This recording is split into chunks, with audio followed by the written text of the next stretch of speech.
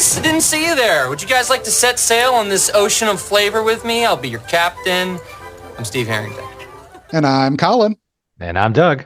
And I'm Whitney, and this is Scoops Ahoy, a Stranger Things podcast where we go week by week, chapter by chapter, taking a look at every single episode of Stranger Things. We are now in season 5, and we have made it to episode 3, The Turnbow Trap. And Collin is here with your recap. Chapter 3 of Stranger Things 5, The Turnbow Trap, debuted on Netflix on November 26, 2025.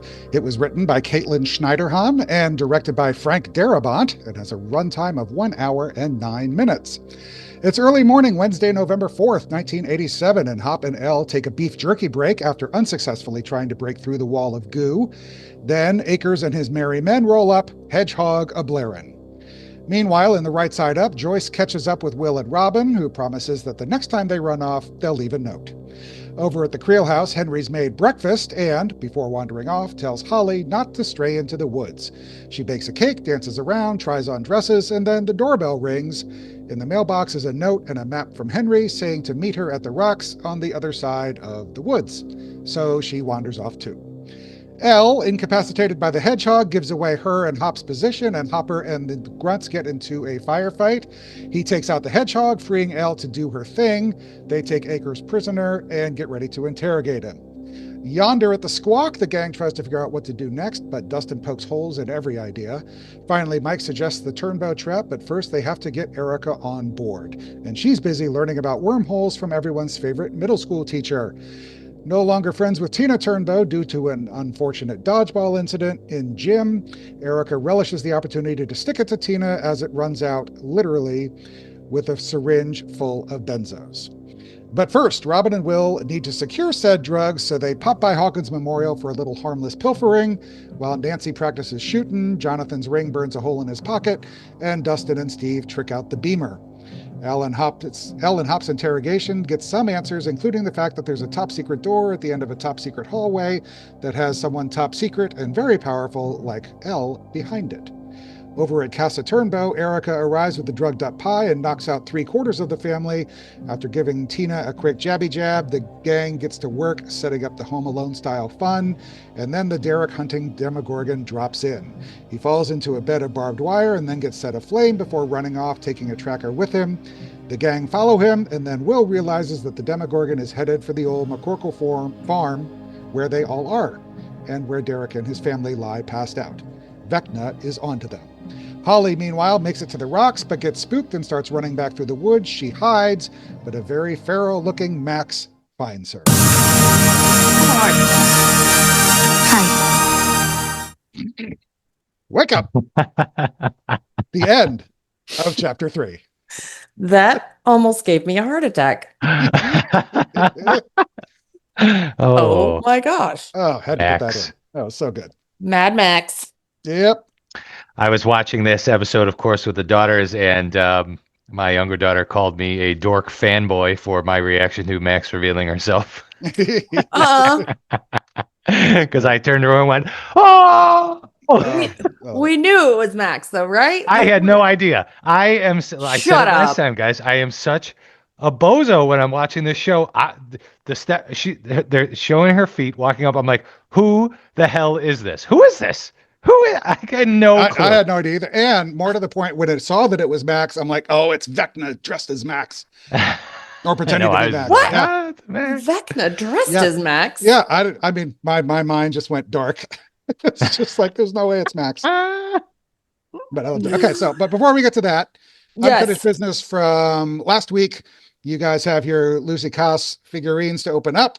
So if you would like to do the grand before you didn't show off the cute little box that they came in. Beautiful. And on the back it shows you who they are. So now Doug and I do not know who we are getting. We let Collin and while you're doing that, Whitney's happy.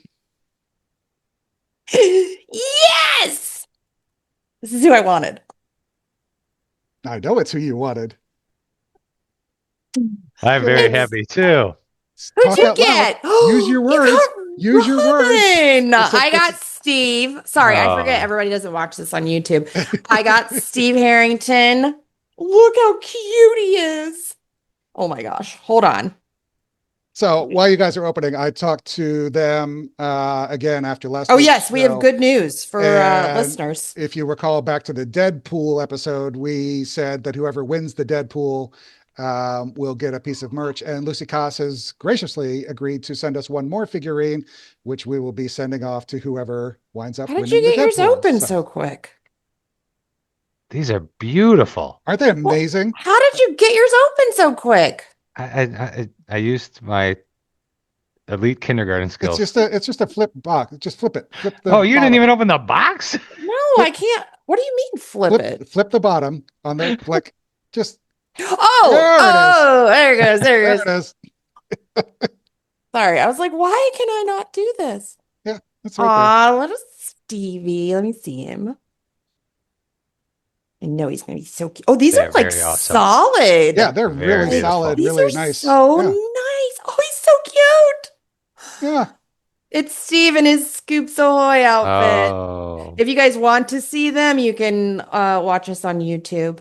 Yeah. they're beautiful. Oh, I We'll go to, love and them. I'll put the link back up. It's right here, obviously, lucycost.com, So cute. so you guys can check it out. And yeah, the winner of the Deadpool will be getting one of those too. You They will have, get one of these. We don't know which one, but whoever Ooh. wins. Yeah. So Cool. before we get into the episode, the new Volume 2 trailer dropped, so we can chat about that briefly. Oh, yes. If you want. So the "you die, I die" kind of jumped out at me more than Jumped out anything. at everybody, and I was like, Of they are course. trying too hard They to make hooked it us good. seem like. I think they're trying too hard to make it seem like those guys are gonna. That They know what and- they're doing. That and Nancy on top of the Bradley's Oh big my bike God. truck. Yeah, that was hands down the best trailer I've seen, That was so good. and it was because of that part alone. When it was just like the gunshots were to the beat. Yes, that was good. And then she popped out. And I have a theory. Remember we were talking about, I think we were talking about this on the Discord, that they haven't used the F word yet, right? And there's a lot of GD this season, which I personally don't like, but there is they haven't used the F word. I And feel if like, you- yeah. They did in the And it- sauna test, didn't they do it? They did. in Oh the wait, sauna yeah, they did. did this on us. But They could drop a good one though. I think it's Murray. Oh, Oh, Because it cuts off in the trailer because he says showtime and then it cuts off real Oh. quick and I could see him saying yep. MF. MFers. Yep. That could be. oh, I thought you were going to okay, say that- it was Nancy. No, but that wouldn't surprise me It either. wouldn't surprise me either. Yeah. That would be good. Anything else jump out at you? There's a lot of obviously. There's some stuff from the Skygate. We saw Elle and Collie together, so that was kind Did of you cool. Cool. did And the you dimension notice door. Yeah. when they did like upside down and like Yep. it was Mike looking up, Yep. it was Max going through the side. Of the mirror. Yeah. Yeah, which I did not realize that was a mirror. I don't know why. Yeah. the it's- mirror it's- was so cool. It's I was the like, what is mirror this? A in- porthole? No, it's the Like, mirror to a in Holly's ship? bedroom. So it's the Holly's bedroom mirror. Yeah, getting that Alice in and then the Wonderland dimension vibe. door. Yep. And the dimension, yeah, those two things, Max and Holly going through the dimension door and the mirror, really jumped out at me for sure. I was like, show me more. I am Yeah. excited. Yeah. And, The door in the middle of nowhere yeah, is very creepy. Well, that's what I was saying too, because that's when Mike gave her the figurine, the Holly the Heroic, and he talked about she has a dimension door. I'm like, yeah, that's going to come back. Yeah. there it is. So there it is. Yeah. There was Scoop, something there else. it is. What scoops? There it is. What do we think that well, there's two things. What do we mean? What does he mean when he said that everything we know about the Upside Down, or we've That's the assumed, is line. dead wrong? Right. Well, Yeah. what do you mean? Well, that and the we failed too, because coming off That of, was my other thing. Sorcerer. Well, I know we're going to get ahead of ourselves here, but coming out of Sorcerer, Don't say anything. there's certainly a sense of not failing. I don't know. I mean, there's a little bit of- Right. Yes. There's a bit of hope and a bit of hey, interesting. Yeah. Well, it could be just, I mean, their mission of that, despite the fact that it turns out to be pretty amazing, was to protect the kids. Yeah. We And they can't lost the say it. kids. That's true. Oh, sorry. Good point. No, that's fine. Spoiler. Yeah, we can't avoid all the spoilers, but yeah. Yeah. Yeah, but that's a good point. But yeah, that jumped out to be like the first line in the whole thing. It's like we failed. I'm like, whoa, dude, just watch the episode again. But yeah, They've been hacking up the dialogue and with the, they've been They've been doing clever edits every trailer at this point. Oh yeah. This has been the trailer that I've been the most pumped for. Me too. Since I can't decide. I think since season 2. Season 2 where they did the thriller like trailer. That was like when that came out, I remember being like, oh my God, this is amazing. Right. But I also did love season 3s with the Who's Bob O'Reilly. Yep. But this I one was really into I think it was season 4 where they brought back White Rabbit. That one pumped me up just because of White Rabbit. Oh, see, I don't like that song because it's used too much. I feel like White Rabbit is overused. Yeah. But I'm trying to remember that wasn't the original trailer. That had to be it was like a mid-season one. They did all of the all the little 1 minute things, the 11 of you listening, all those kind of things. Those are in there too. So, all right. So yeah, good trailer and good show, and they'll be back on Christmas night. So where do you think it's going with that upside down? My wheels are spinning. Yeah, I'm just trying to make a logical connection. Yeah, the whole Skygate thing is it's like in the roof of the lab that has been blown out and is like. Is it the lab? Or somebody said it was the library. I think it's the lab because it was the shot of Steve and Robin and Nancy and Dustin outside. Sorry, Steve and Jonathan and Nancy and Dustin outside the lab, and then they're inside the lab, and Dustin's looking up at the ceiling, and So I read some very detailed theory yesterday about how there's a clock involved and like the lines are all like hands on a clock, and the mind flayers like the one really in charge of all this, and it's trying to like break a hole through time, like through dimension, so that you can. Well, there are 12 kids. Exactly, that was part of it. There was, just to delve into one shot, there was a shot that it looked like they were in Candyland or something like that. It literally looked like there was frosting on the walls. I do remember that. Yeah. I was like, what is that? Nancy and Mike? Nancy and Jonathan? Yeah, I think there's Nancy and Jonathan. I did not get Candyland vibes. I got I'm just trying to describe it, right? Like it melting the world. Yeah, I think it's melted world. Yeah, combined with being in the upside down. Yeah, but that's the Skygate. That's the same Skygate scene, I'm imagining. So, yep. Why did I think it was in the library and not the lab? Upside down is going to be cool. I mean, I instantly I'm just like, okay, what do we think it is? We just think it's a alternate dimension, the Flea and the Acrobat. So it's not that. So, and then I'm just like, what is it then? So I think the only two that have not been to the upside down are Lucas and Mike, right? That's correct.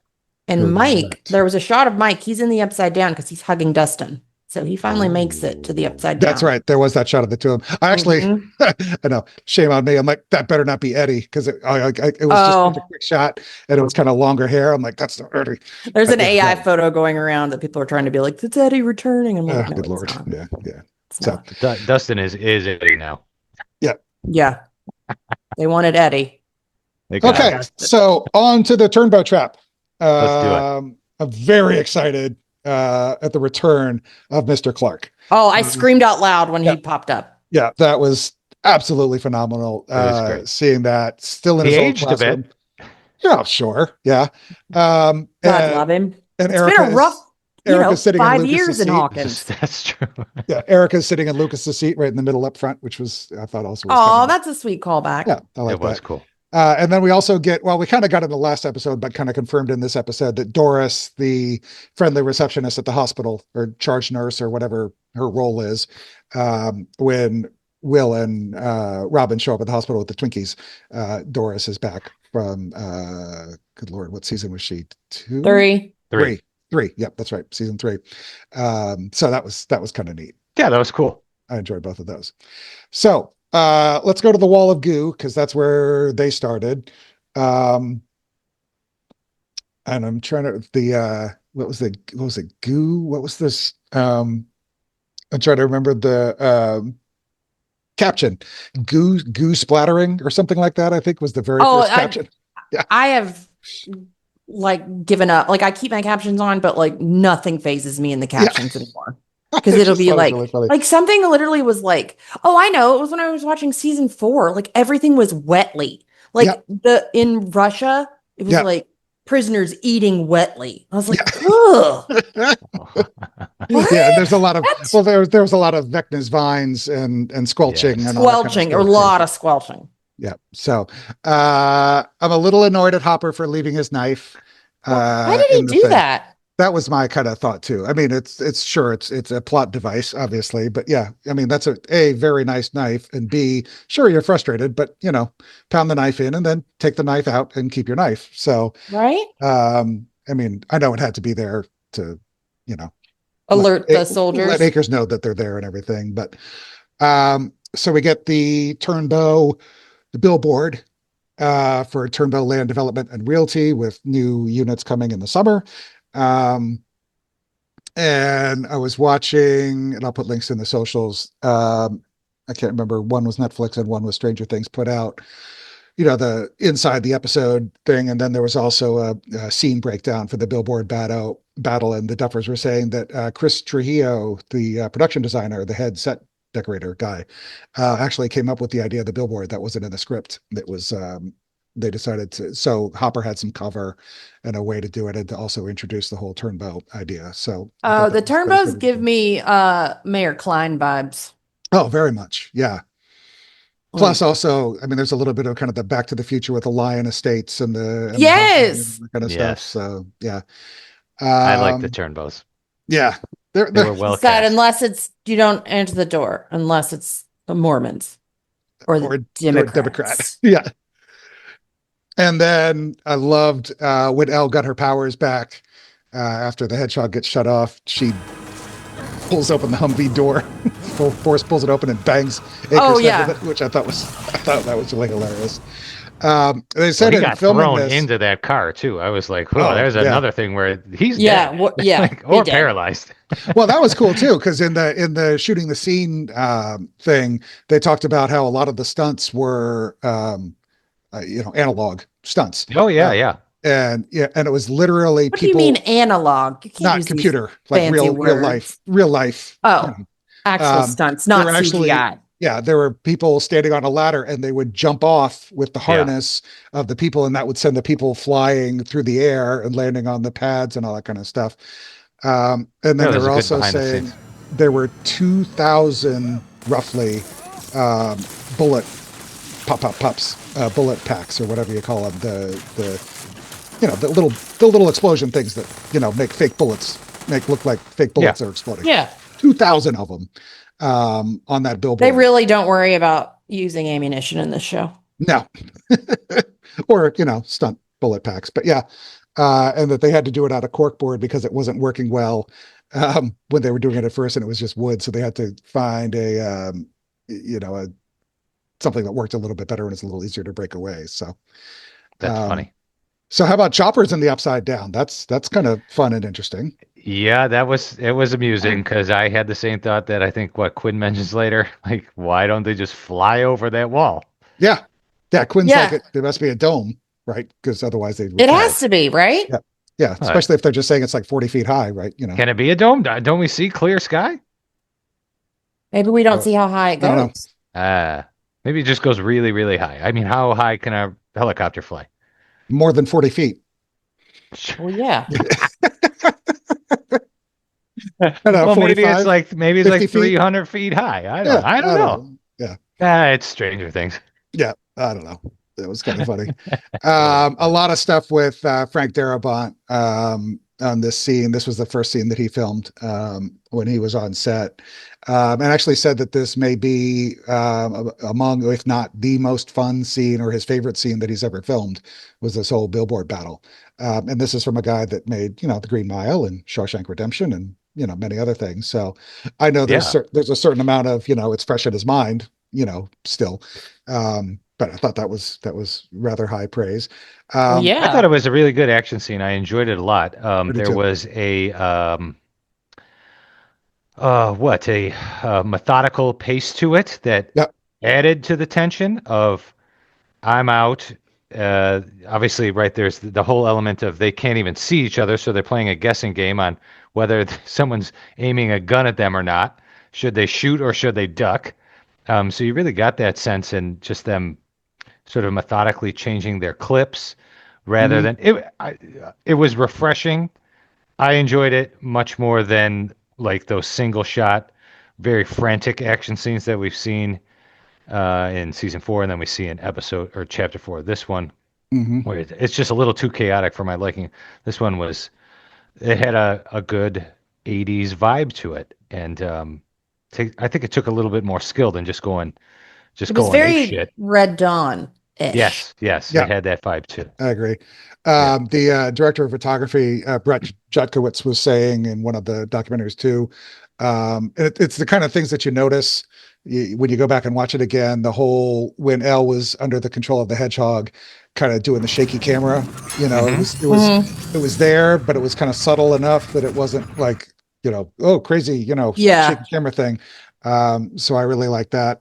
And they also that was mentioned, nice. yeah. The grenades were also not in the script. Those were Frank Darabont's idea to put those in. So I thought that was kind of interesting too. So a little bit of trivia. I liked it. Yeah, I'm kind of going all of Frank Darabont all the time on this one, but Hard not to. I know. He said it was really funny because there was this scene where Elle gets her powers back and the hedgehog's down. She actually went over to Frank and said, "What kind of hand movements should I be making here? Because now I have my powers back. Give me some direction for what you want." And he's like, "Dude, you tell me. I mean, this is this is your show. You've been working on this show for your powers. You do your thing. Don't rely on me." So I love the fact that he could kind of come in and make it his own and really collaborate with everyone. And he wasn't running like a tight ship with a whip or whatever. He just kind of came in, he learned from them, he suggested things, some things worked, some things I'm sure he suggested didn't get in, but I really love kind of the collaborative, atmosphere to the whole thing. So I really like that. And then it ends up with the interrogation in the cattle car, the horse transport car or trailer or whatever you want to call it. And they were in the bus before planning, right? Yeah, the actual that was cool. The Lando bus back from Lando bus. Yeah. I thought the interrogation scene was real cool. Something new, use of the power, telekinesis and power. It was fun to see that in the show, even though it was a bit disturbing too. But it was a gray scene, if you know what I mean. Yeah, and I like that they had the deep dark void shot too. Which is cool. I like that they haven't kind of abandoned that, so that's a thing too. So we get the big dark door at the end of the big dark secret hallway, which they say she's like they must have him, which is why I assumed it was Vecna. Well, I mean, 11, she says it. 11 assumed it was Vecna because she just knew it was somebody who had similar powers. She could sense the powers. And her mind didn't go to actually who it is. Yeah. But it was just an assumption on her part because she's, obviously been around Vecna and knows Vecna's powers that she kind of sensed, it's kind of old Darth Vader, Obi-Wan Kenobi thing. It's a sense of disturbance in the Force sense, and then he goes off. Really, really good scene. I really enjoyed that a lot. And I know obviously it was interspersed throughout the episode, so we're kind of jumping around. But anything else on that?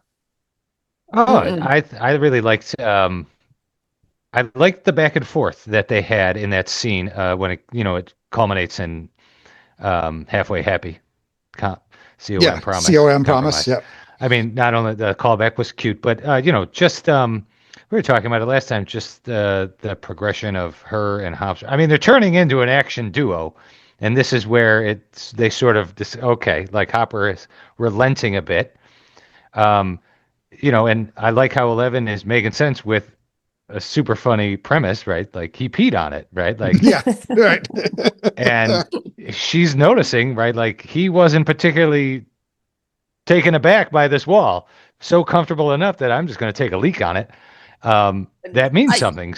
Yeah, they've clearly been there a lot. Yes, right. Yeah. So he's got to know something about this wall, and that wasn't even crossing Hopper's mind. Yeah. So that was good writing, and it was cool. And Yeah. that was a really good, effective pee. It was steamy. Ew! And Ew! reminded- I didn't. No. That I don't No. like the sound of that. I don't like the it sound. reminded me of peeing at a Bills tailgate.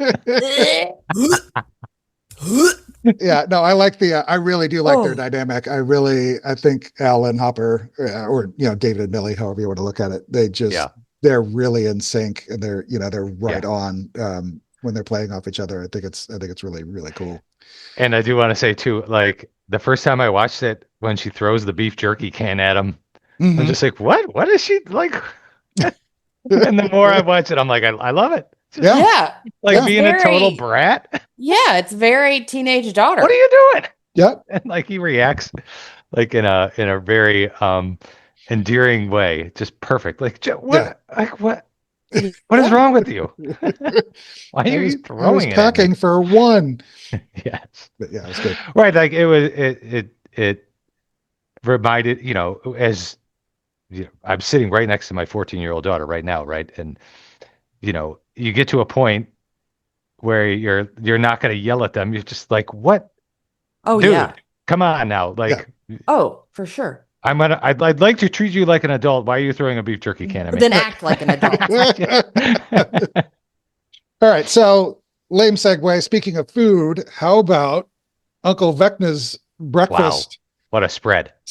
I mean, Man, good gravy. We'll get to it, but I think I've read too many enemies to lovers because he was hella charming. Right? Yeah. I know he's the bad guy, but I'm still like, all right, Vecna. Yeah. Like, all right, Henry. I was all about Henry. I loved his outfit. I'm like, you charming, Henry. Yeah. Yeah. I would be like, yeah, I can stay here. You're gonna fix me blueberry pancakes? Yep. Chocolate chip pancakes? Yeah. And then you give me a boombox with some, very cool 80s pop music on it. Sure. Oh, yeah. And then why not? A whole wardrobe of the most amazing dresses. Like, as a little girl, that would have been like, I would have just gone nuts over the dresses alone. Yeah. Just to play dress up in. Yeah. Yeah. I mean, she's dancing around in the exact same room where Henry killed his mom and sister. It's funny. I mean, but don't let that, be an issue by any stretch. Yeah. He doesn't know that happened there. No, I know. We do though. It's just kind of funny. Well, this is what I'm talking about. Like, why Holly has like the best experience in the Upside Down, whereas poor Will is huddled and frozen on a crappy fort that he made outside. Right. Well, she's not. I mean, she's not. I suppose like she's not in the Upside Down. She's in Henry's mind right now. Right, yeah. but yeah. I mean, so it's not the real house, but you don't know what you don't know. So it's in the Matrix, right? Yeah. I did think it was interesting. Jamie said in an interview, I think it was in one of those behind the scenes things, that he kind of, when he was doing this scene, he kind of had in his brain, and it kind of mentions it in the script. She calls Holly, she says she's the brightest of them all.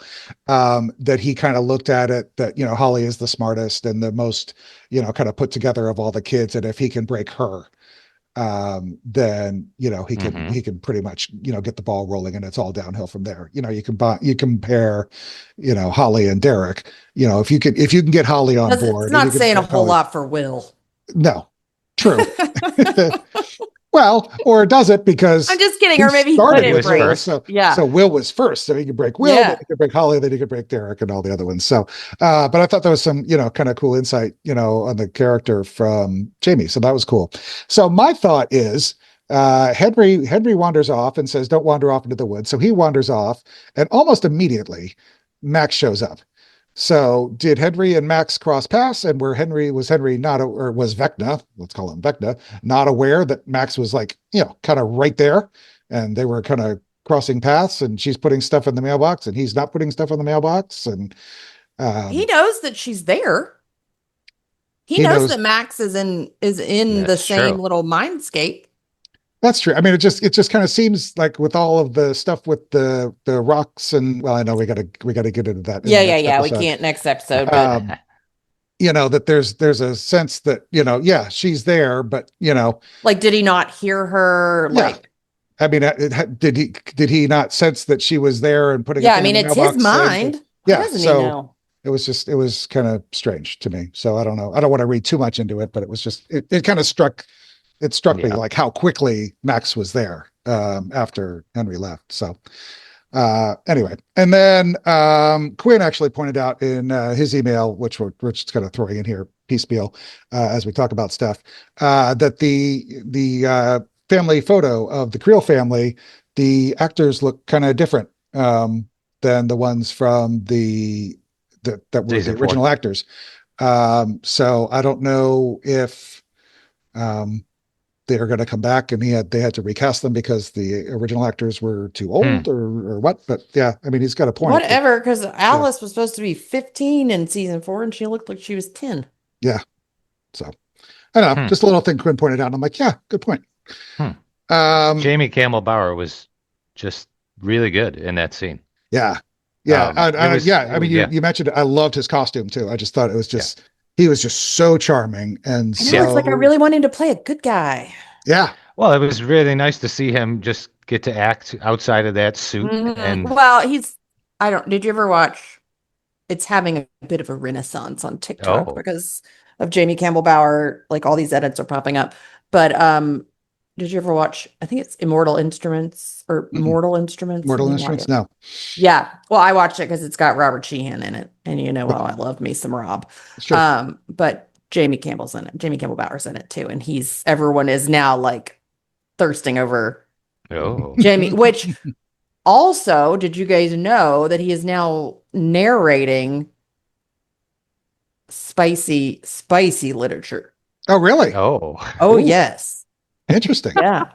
Okay. Yeah. All right. Yeah, I get ads for it sometimes. Why? I don't know. Your algorithm. No idea why. Tell us about your algorithm. No, they are very I do not read. I do not indulge in what he narrates. No, I hadn't heard that. That's kind of funny. So it's funny. Yeah. All right. Meanwhile, over at the Squawk, they're trying to put a plan together. Dustin's poking holes in everything that everybody puts up. But there was that really quick little scene outside when Dustin is still trying to pretend that he ran into a post, crashing his bike. And I love Steve's. It was just such a quick look, but it was just like a little head tilt kind of thing. It was just really, really good. And then, there's the whole Santa Murray stuff, but Santa Murray was funny. Yeah. I like that. I mean, I want to get it out on the pod. Dustin is officially a huge jerk this season. I hate him. Did you add that note? Did you add that note or did Collin? That was me. That's him. I mean, we need to start a tally like you guys had in season 1 with the D-bag meter with Steve, right? Oh, yeah. The dick meter with Dustin, man. He is very cranky. Yeah. Totally. And we'll get into listen, buddy, we've all lost somebody. Yeah. Like they've all lost somebody. Yeah. I mean, it's been a year and a half, I mean, I'm all for mourning, and you're going to carry his memory forever. I get that. No, but you're acting like he died yesterday. He's got targeted rage right at Steve constantly. Yeah. I mean, maybe he's just scared something's going to happen to Steve. Maybe. Okay. Well, I guess we have to tolerate it's just manifesting in anger. I mean, how dare he mess with the Beamer? Like, that there could have been a discussion. That was a little much, and it Steve wasn't even funny. No, I was just like, you're a jerk. And Steve just kind of standing there, I mean, Steve could have very easily jumped up on his hood or something. I'm just like, what are you doing, dude? Here was my line of thinking. It's almost like when they're in quarantine, it's almost like Walking Dead times where like money doesn't matter anymore. Like the world looks like it might be ending. Maybe he was just like, this might as well happen. Like, like he just did. But I also was like, that is a bit far, Dusty Bunny. Yeah. Yeah. He's really pushing it. And that, this was cute when they're going through the, the Turnbow rundown, and Steve, he asks a good question of Will when he's describing it. Like, wait, were you seeing, I have a question. Oh, that's a shock. And I was like, what the hell, Dustin? That was a good question. Steve. Yep. And again with the wiper fluid. I mean, wiper fluid's not going to make that much of a difference, but don't. Just don't be Yeah. mean to this. Look at this face. I How could you know. be mean to him? Ah, jeez. At least Murray got him, humbled him a little bit. Yeah. Right. Oh, that Yeah. was so Man. good. Murray I jerking Steve's off. gonna love slap Dale. him. That may be the line of the season. Oh God, I love that line. That was so good. More on that later. I thought that Natalia was amazing in the scene when she's working on the shell casing. Yeah. Talking to Murray. She was I next thought level. she was kind of mean to Murray. Well, No, but she was snarky cool about it. It was really good. Yeah. Is that a theory? I think it was her. Or is yes. that a fact? Yeah. It was really Yeah. good. Let's test it. Yeah. And then good. the whole thing when she was out there, it's like gonna shoot off his potato sacks, and I loved it. It was. What's with all the dick jokes this season? There's too many. I don't know. I mean, the audience is getting older, so they Maybe I don't know. all of them. I am not finding all that funny. Yeah, I don't know. But it was cool. Jonathan wants to get engaged to the sounds of John Coltrane, so he's got at least that going for him, because that's a top 5 album in history album, if you want my opinion. There we go. Love Supreme by John Coltrane. Good Lord, it's way up there. But anyway, it was obviously hinted at in prior episodes with Murray, talking to Jonathan, but now we finally see the ring. And I don't know if we're setting it up for it never to be seen again, or if we're setting it up for, some foreshadowing for Endgame. I have no idea. Or what if it's a ring for Hopper? No. Why would Jonathan have a ring for Hopper? He's keeping it hidden. He's keeping Hopper's ring to get engaged to Joyce in his Love Supreme cassette. Yeah. And okay. Yeah. I just don't want Nancy and Jonathan to get engaged. I know. It's dumb. Okay. I mean, it's a good. I mean, it's just the 80s, man. People were. I it guess was different time. It's a Different little time. tiny diamond. I don't want to diamond shame the boy, but little Mm. tiny diamond. I mean, Just saying. I'm not gonna say anything. I know.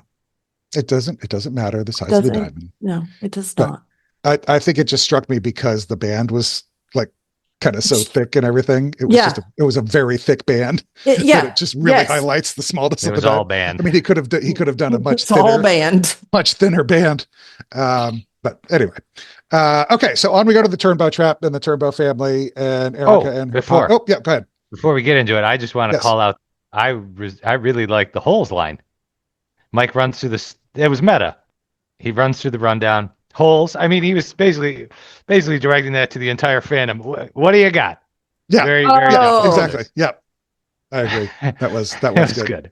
I Yeah. got a good chuckle out of that. It was a good. Line. I didn't even catch it. There are like some more meta. I'm noticing many more meta jokes this year. They're kind of inside. And I don't know if it's intentional or. Oh yeah. Oh, I'm sure. sure it is. Yeah. Like the Holly joke with Ted. I think so. Yeah. Okay. I think some of it we're taking as meta just because it happens but I think a lot of it was written Oh, Yes. or improv at the time to be, whatever. But I think it was Yeah. I agree. definitely intentional. So It's good. They're good. It keeps it light. It I like it. reminds me to Yeah. calm down. Yeah. I mean the one in chapter 1 was that was so good. I instantly settled right in when she said, "Do you even know how old your daughter is?" Yeah, right. Yeah.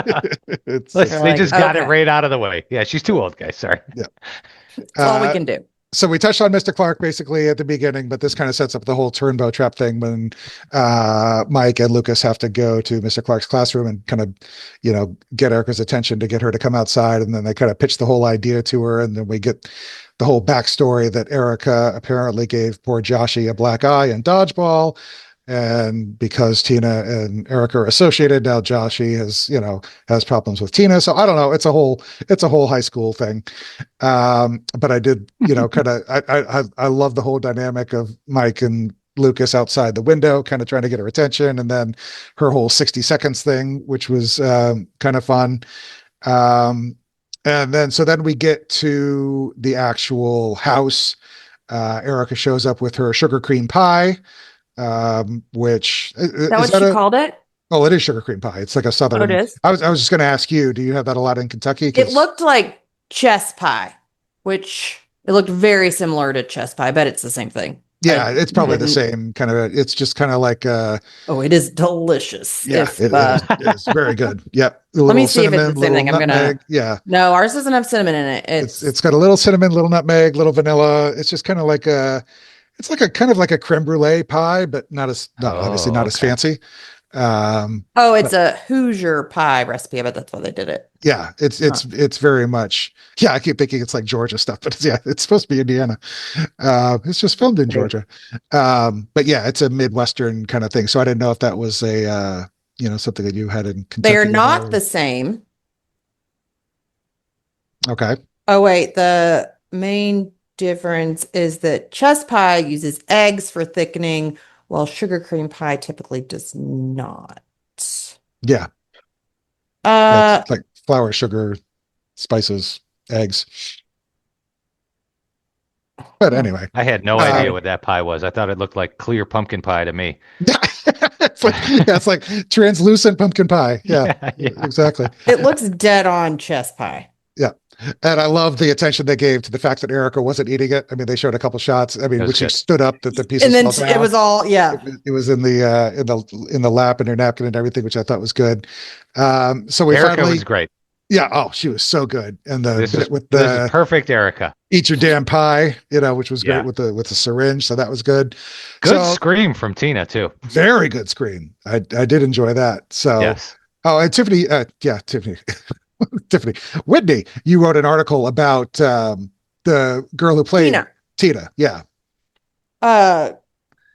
If you had not asked me her name, I would tell you. I didn't ask her name. I do have her name here. It's Caroline L. Abrams. Yes. Yeah. Yes. I did know it. Yes, I wrote an article about her because she was like, people were searching her left and right, her name. So she made an impact on the fandom. Yeah, there's a front page article on Todoom about it too. But yeah, we'll link to yours in the social. And only mine. Exactly. Yeah.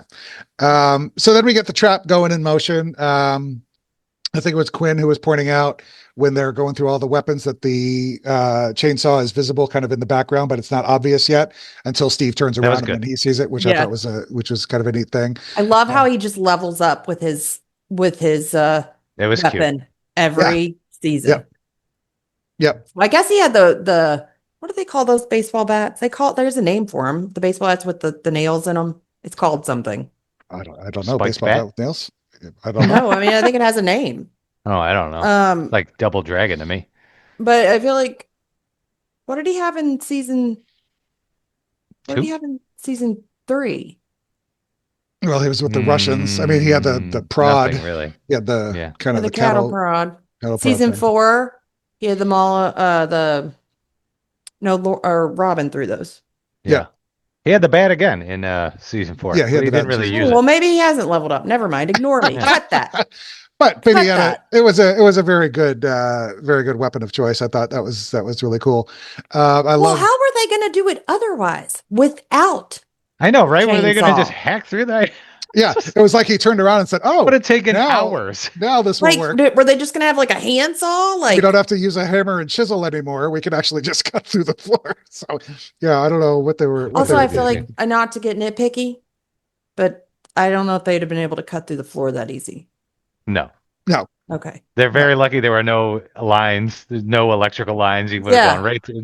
Or water pipes. Or like, yes. Right. Sure. I know somebody's going to be like, you guys are too negative. That was movie magic. I mean, I thought of it right now. I got all like Home Improvement. I'm like, they're very lucky that there's a header right there. I got all. Well, it's like that scene in Poltergeist where they're like, at the very end, he's like, you just moved the headstones. You never moved the bodies. And it's like they built an entire neighborhood on a graveyard. Like, how are the pipes running around these coffins? Right. Like, just and see this is the problem with watching the show or watching the episodes several times.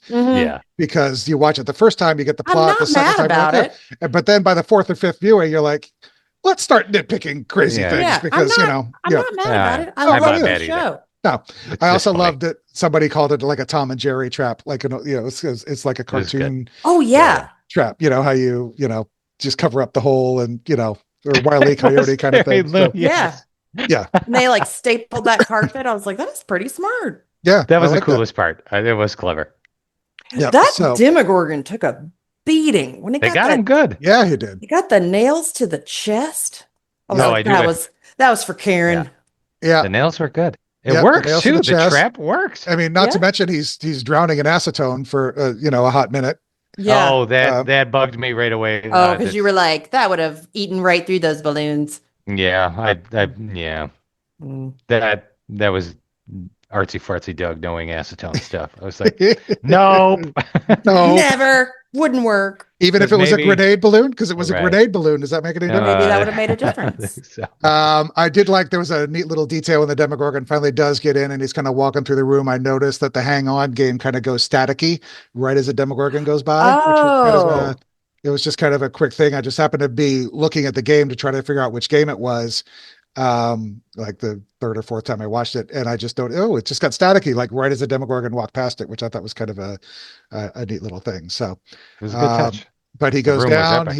He gets all wrapped up in the barbed wire, and then he gets set on fire, and then Nancy's shooting him, and he finally gets back up, and then he runs away. And so the tracking can begin. But then back at old McCorkle We Farm, still don't know why he can just make his own gates now. Yep, but that's kind of cool. It was cool. Yeah, I really liked it. And then Very handy for him. so then they had to go chasing him, and then they obviously realized that he's headed right for McCorkle Farm where everybody is waiting. So stay tuned for whatever happens next. Classic Demogorgon. Yep. And then we finish with Holly walking through the woods and wandering along and finally making it to the rocks. And then she comes back. Hi. Quit Max is, doing Max- that. Max is there. So, there's that, which was kind of cool. So yeah, here endeth the episode. So I really liked. I thought that the Turnbows were very well cast for those small roles. I did too. yeah. That was really effective. Yeah, I thought they're all good. I really love Tina. I thought the mom looked familiar to me. I thought, Me too. Oh, same. yeah, I looked her up. I did too. So did I. I And did she the same looked like thing. one I'm of those who is people this? that was like an 80s star that Yes. was Yes. Yes. Yes. but nothing that I couldn't she had done connect it before. either. I couldn't either. Right. But I did like that. So Like I had to pause the episode the first time I watched it and look her up. I did too. Yeah, and, I totally did. scroll. Interesting. Like, she looks like they somebody. nailed it. Mhm. I love the dad looking at his hand. It was very much like when Yeah. Heather's parents. Your spheres, Yeah. your Your- peers, Yeah. your spheres. peers. It reminded me of when Heather's parents got drugged by Billy. Yeah. Oh, yeah. Good point. It reminded me of that too, and I enjoyed this one much better. I thought of that. I'm like that was an improved execution. I think a little bit more. It was much less nefarious. Nefarious. Yeah. But at the same time, it was quite nefarious too. At the same time, I was like, Yeah. this seems like there are a lot of factors that could go wrong. Yeah. I like the quick, steady cam shot with the dad too. It was good. Yes. Ooh, Yeah. The wobbly. it was And quite then, good. yeah, both falling down. That was good. But yeah, One more. this- Go. Sorry. Go ahead. I was going to say just the syringe and the scream and everything was Oh, just, it was good. it was so good. Yeah, it was really well done. But go ahead. The only other scene that I really wanted to mention that I thought was real good was Joyce talking to Will. It was kind of a little sappy.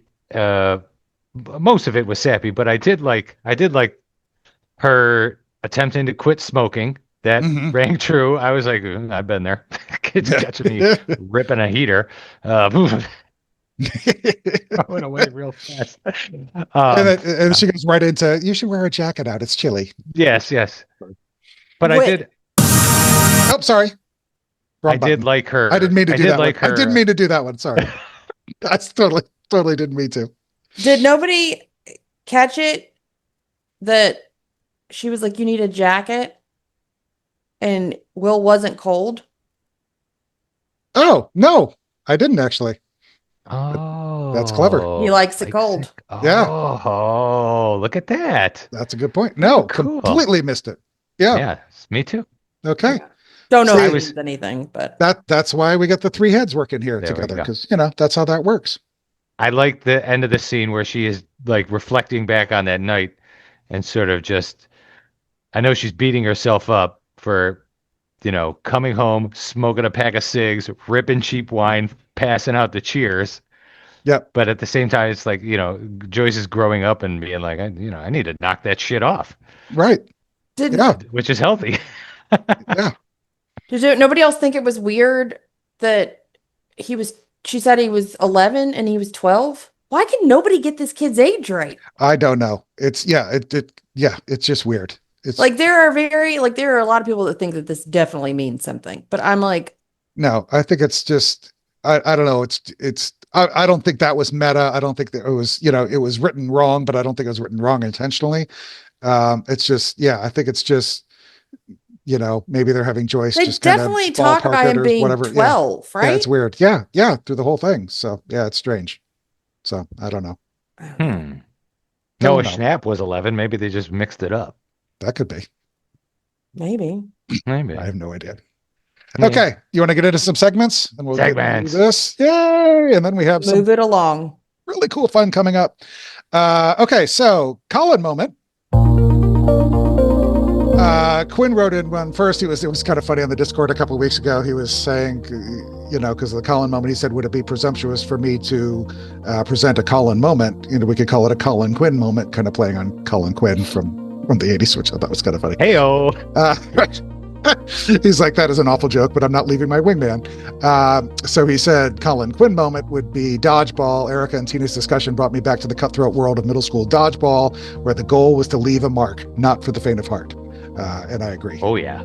I can hear the slap in Yeah. my head. Yeah, exactly what it sounds like. Like the hollow slap of ball. the... Yeah. Oh, This is awful. So mine is, and I was weighing between a couple, and I ran them by Nancy, and I'm like, which one should I use?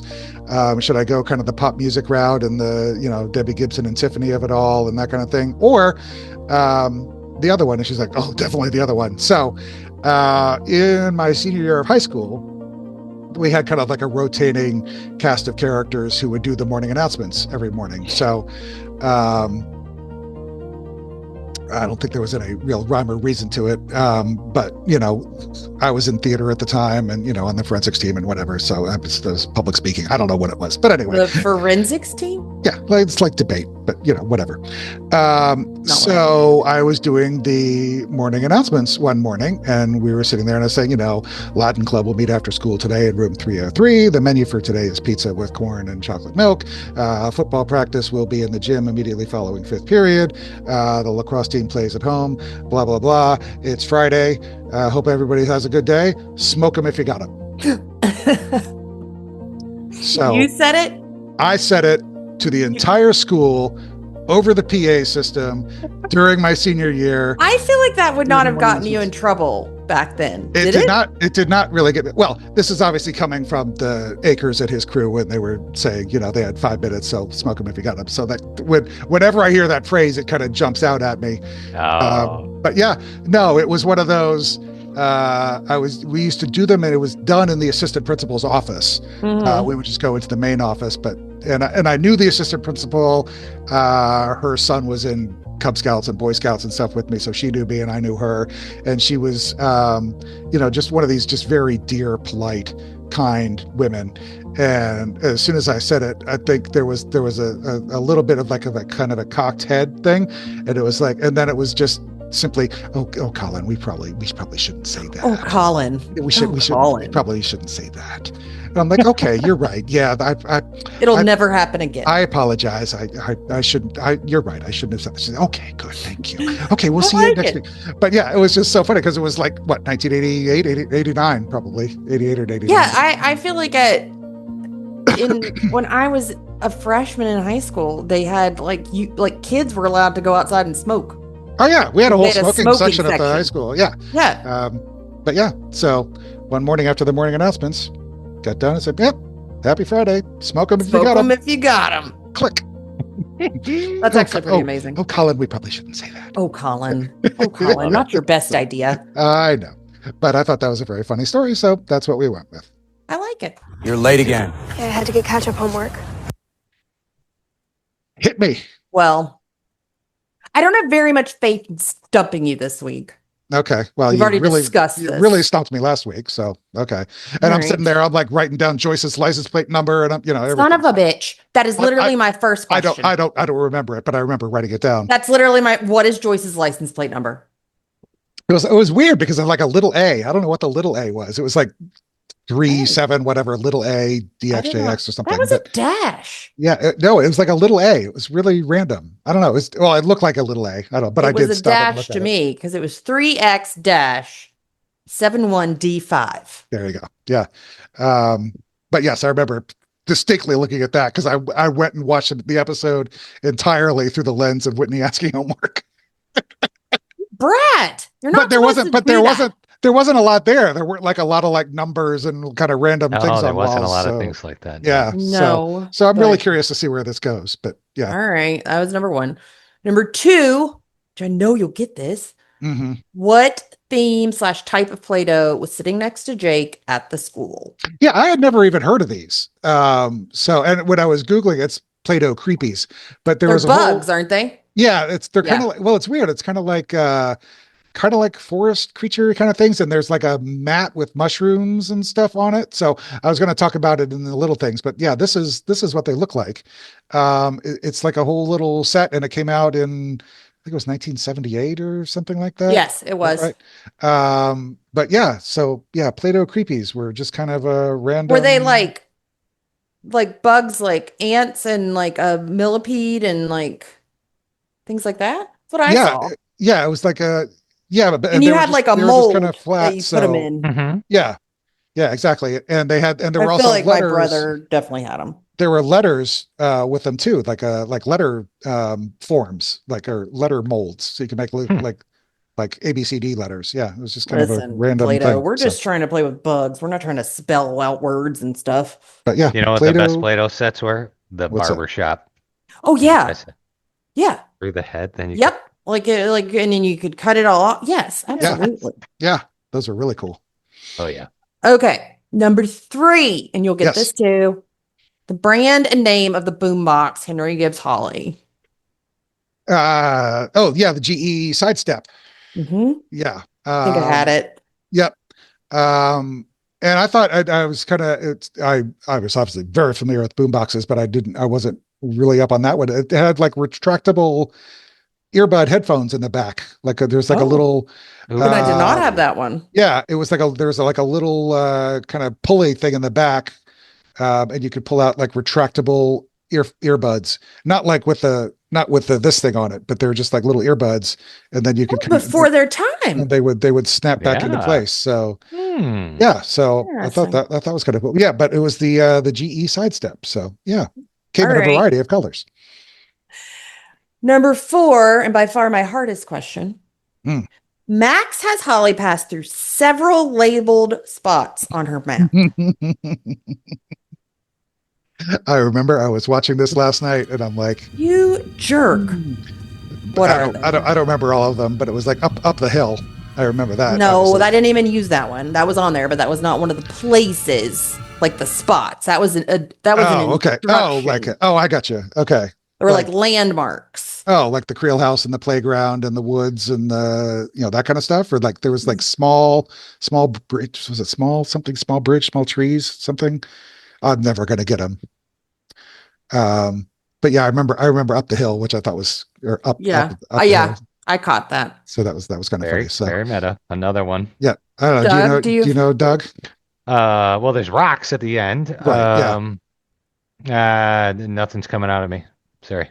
So it went street, okay, playground, okay, fallen tree, right, and then creek and small falls were right next to you. So there was the creek and then small falls were up here. And then if you went past that, that was where the rocks were. Gotcha. Small but falls. But she also said like through the woods, up the hill. Yeah, those are the ones I noticed. I didn't include those.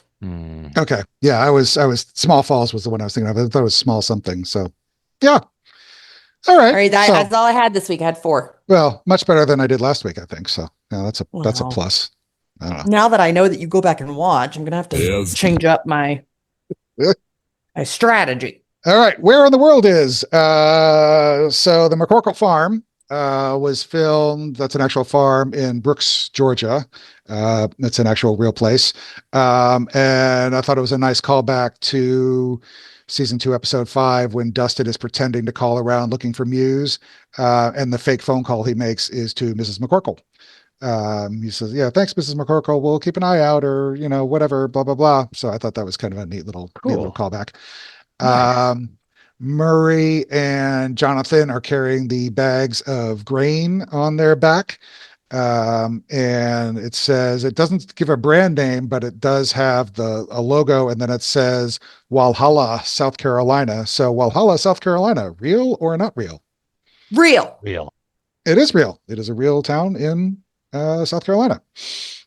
But if you look at this is a picture of a grain poultry grit, I guess is what they call it.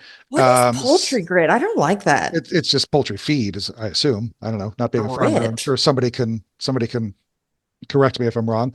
But I believe it's just feed for poultry, like cow hay or that kind of stuff. But yeah, so the logo kind of looks the same. It's kind of like the chicken in the circle. But this is a company that's based, I think, in Idaho or somewhere out there, and not based in South Carolina. But I thought that was kind of interesting. Camp Central Park on Erica's shirt. Real or not real? Real. As far as I could tell, yes, you can camp in Central Park, New York. But I could not find Mike's done it. An actual real Camp Central Park anywhere. So I also think, given kind of the font and the look of Erica's shirt, that it's not referring to like the Central Park, New York City Central Park, because it kind of looks more rustic. So I could not find anything anywhere that there was actually a real Camp Central Park anywhere. So I don't really know. The Turnbow house was obviously a real house. It was in Stone Mountain, Georgia, kind of near, actually the Creel house, not too far, a couple miles away from the Creel house, but it's at 1689 Kanawha Drive in Stone Mountain, Georgia. So if you're ever in the neighborhood and want to pay a visit, I'm sure they'd love to have you drive by and pretend there's a Demogorgon chasing you. We actually Exterior did look very southern. Yeah, very. Yeah, very much Stone Mountain, Georgia. Yeah. We actually see the sign for Gable Ridge Road this time. So we can actually talk about Gable Ridge Road. Gable Ridge Road, real or not real?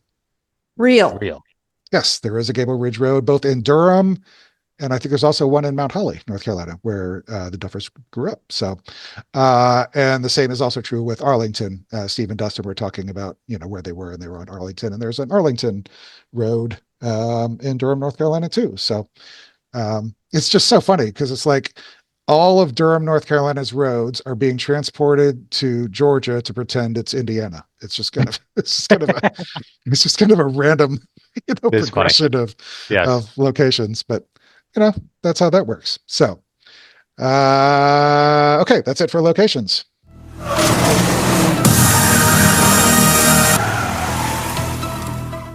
Keep playing the Mac sound. I love it. A couple good tire peel outs this time. The first one is obviously Joyce when she passes Will and Ron. Is that yeah. You think she saw us? Yeah.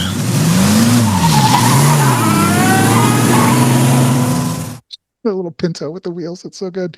And then obviously quite a bit with Steve and Dustin driving around at the end chasing the Demogorgon.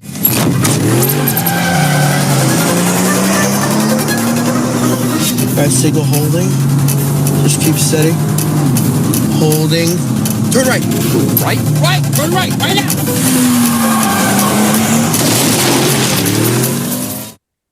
So yeah, I'm glad they're keeping up with the tire peel outs. I just kind of kept thinking that, Yeah. I guess they probably listened to this and they were like, they need that for their segment. Gonna throw Collin a bone. So he has something to talk about. Yeah.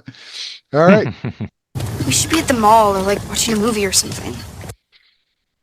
Oh my Lord, the movie references, the movie posters, Lots the of movie. movies. Oh my, it just didn't seem to end. But no. I'll let somebody else start talking if you'd like to. Oh. Yeah.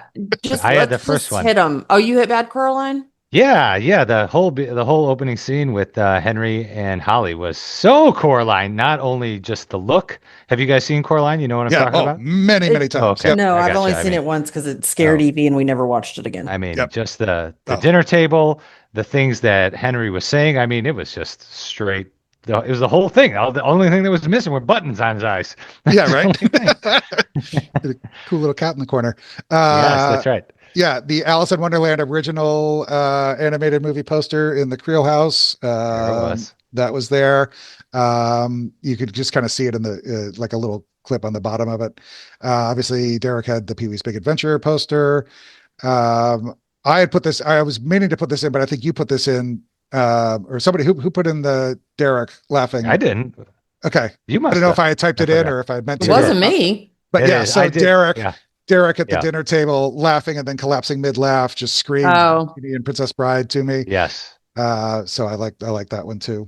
Yes. And are people recognizing this? That "Suck My Fat One" is from Stand By Me? Yeah. Or did oh, okay, all Yeah, right. yeah. I'm just making sure. I haven't Yep. I did heard not. anybody. Oh yeah. Yeah. I was just like, he's obviously seen Stand By Me, and he is just rolling with that. Now, Yeah. if he said Wolfman's got nards, I would have gotten it, but Yeah. Or easy, Pez, cherry flavored Pez. No question about it. No question about it. I don't know what that is. That from Stand By Me? Yeah. Yeah, where they're sitting It's around been talking about so long since I've seen that. if you could only eat one food for the rest of your life. Oh, yeah. Jerry O'Connell says, easy, Pez, cherry flavored Your Pez. best. I cherish these moments. Yeah. Lucas's reference to 101 Dalmatians when he was talking about Tina is like, Tina's not Yeah. mean, she's a villain, kill the puppies That for a was fur cute. coat kind of villain, which was good. Obviously all the traps screamed Home Alone with the booby traps. Booty traps, that's what I said. And then I got kind of Back to the Future farm vibes. Oh yeah. When the Beamer yes. was Peabody's going Farm. through the grass. Yeah, Peabody's farm and Yep. the Twin Pines Mall and the Lone Pine Mall and all For that kind of sure. stuff. So And even the barn of the farm that they're in, much like Peabody's barn yep. that the DeLorean bashes into. Yep, I agree. What else did we have? Oh, and Max was looking straight Merida from Yeah. Brave. Yes, That was what I got. yeah, very Merida vibes. Jason mentioned when Holly opened the front door and the doorbell rang and there was no one there. He said it was really reminiscent, especially with the music from Halloween when Michael is watching Laurie from afar. And then Nightmare on Elm Street vibes from, and kind of the dream sequence vibes from when Derek was in the classroom and Henry was watching him from near the door. So that was also there. And then Quinn added in the shots of Max's footsteps as she follows Holly into the woods, gave off serious Jason kind of Friday the 13th vibes. So yeah, but yeah, the shot, that when you're behind a tree and you kind of and the camera's handheld, and it's obviously somebody is watching you. That shot, I'm sure there's a term for that shot. I don't know. Very Jason. Totally. Yeah. All right, Doug, we got a new segment for you, buddy. Hey-o. Hey, all right. Killer. We got a couple video games here right in Derek's room. So Derek is playing Ghosts and Goblins on NES, which was released in '86 by Capcom. Small goof that the internet is picking up on, though. It is displaying, though, the '85 arcade version, so the graphics are much more enhanced. Okay, gotcha. I don't know why they did that, which is it's weird. It's odd. Yeah, well, maybe they had to. Well, yeah, I mean, they had the system there. They probably could have played it, but I think just to maybe they had just to have like a video playing of it instead of actual somebody playing it. So yeah, I never heard of that game though. Was that a decent game? Was it a? Oh yeah, it was. It is. I was about to say it is notoriously hard. It is on Classic Gaming's top 10 hardest games all the time. Oh really? Oftentimes number one. And it's Capcom too. Capcom made great games back in the day. It was my favorite. They made Mega Man, DuckTales, good stuff. Okay. And there was a whole series of Ghosts and Goblins spawned. Eventually, it was Ghouls and Ghosts, and then Super Ghouls and Ghosts on SNES, etc., etc. Cool. All right. Yeah. And then right in his rich boy room was a whole arcade unit. This was Hang On. This was an arcade game from Sega from '85 as well. The feature on this was it had actual handlebars that Right. you could see if you slow it down. So it was a big hit back in the day, ahead of its time, really, or revolutionary, whatever you want to say. Yeah, motorcycle, But kind of like yeah, a pole position, but for motorcycles kind of idea. yeah, got the Yeah. whole tilt thing going and things like that. And that was also released on Sega Master System a year later in '86. The often forgotten Sega Master System. I had one, and it had great games. Great games. What kind of games? Um, Wonder Boy, and Monsterland, just stuff that everyone had Nintendo. This was like the equivalent of Oh, NES. Jason had everything. My brother Yeah, back had, in the day. yeah, like Yeah. he was absurd. Sega and Master System had like a far superior version of the original Ghostbusters game that was also on NES. Kung Fu Kid, Penguin Land. I played this nonstop. Real good. What was the game? Remember you could play the game with the 7-Up dot? Oh, I do remember that vaguely. Yeah. I think it was on Sega. Yeah. That I kind of, sounds right. I was just kind of aging out of video games here. I was like 14, 15, kind of in that neck of the woods. So, I mean, I played them all the time when I was, 10, 12, 14. What a strange concept. Just the dot from 7-Up. Yeah. Right. Yes. Random. Oh, everything had a video game. There was like there's like a Domino's Avoid the Noid. Oh, yeah. Yeah. Burger King. I remember Burger King had one too. There was Tons. weird thing that came out of Happy Meal or something. I don't know. It was weird. So, I don't know. Constant. Yeah. Wait, did you see something? Yeah. What did you see? All right. What do we got for little things? Well, a lot. I feel like mainly in Derek's room. Yeah. I Right. know, right? In the cold open, Derek is building a Tesseract from Wrinkle in Time. That's what he's working on. Yeah. Like Right at the the table. Mm-hmm. QB kind of. Feeling Yeah, the real cube inside useless the right cube. about now because I've never read A Wrinkle in Time. Oh, We never had to super read it in charming. school, and then Yeah. I never went back and read it. I noticed that this was, I don't know if this was just kind of them having fun with us or not, but when Holly is dancing around making the cake and she has the timer and it's the little rooster timer. Mhm. When the timer goes off, listen, this is the sound when the rooster timer goes off. Does it sound like a rubber chicken more than it sounds like a rooster? Yeah. I thought It does. that was I noticed it. that was It kind of clever. funny. Mhm. The Captain Midnight spy scope that she finds in Henry's old whatever you call it, Footlocker or whatever, was an actual 1947. Here's an old it was kind of along the lines of like the Ovaltine. It was an Ovaltine thing, kind of like in Christmas Story with the or like Sea Monkeys or whatever. It was like a magazine thing. You had to listen to Ovaltine ads and you could kind of send Nice. away for it. So And they show the hole in the cap for some reason. yeah. We'll get to it next episode, Doug. Yeah, there you go. Oh. Lowry's beef jerky was an actual thing. It was rather popular in the 80s, but as time went on, I think into the 90s and into the early 2000s, they had some product recalls and that kind of stuff. And I think at that point, Jack Links and those kind of things were kind of starting over, so they are no longer in business. So I have no idea where Chris Trujillo and his band of merry men and women find these props. But God bless him for finding an old Lowry's beef jerky container. I have no idea where it came from. That's great. Nothing to do with the show specifically, but we should mention that Alex Bro, who plays Akers, kind of interestingly, also plays Brenner.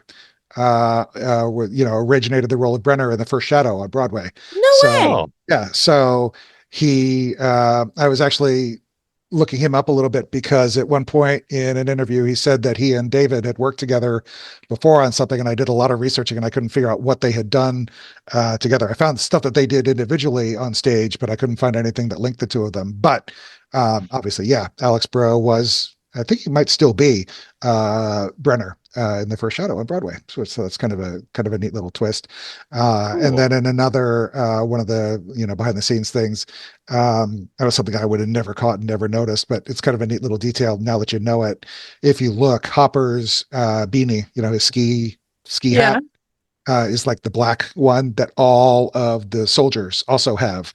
So Amy Paris, the costume designer, was saying that in her brain, he got it when he got down there. He either killed somebody and took their hat, or got into a fight with them and took their hat or something. But he has the exact same hat Hopper does that the goons have at the wall of goo. So I thought that was kind of a neat little thing.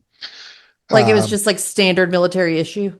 Yeah, I mean, it's a very nondescript black ski beanie. It's not, there's nothing crazy about it, but I thought it was just interesting that the costume designer of the show said in her mind, Hopper took it from one of the soldiers when he was down there, and that's how he got the same exact hat as them. So, Cool. Okay, wait, we have to pause. Yeah. Because we see because I said, Doug, we got to wait till next episode about the cap, right? Or we see the cap of. Do we see what the cap matches in this episode or next episode? I can't remember. Next episode. Okay. Yep. Never mind. Yep. Okay, so that is that, which leads us to music. Makes the people. First song is To Each His Own by Freddie Martin and his orchestra.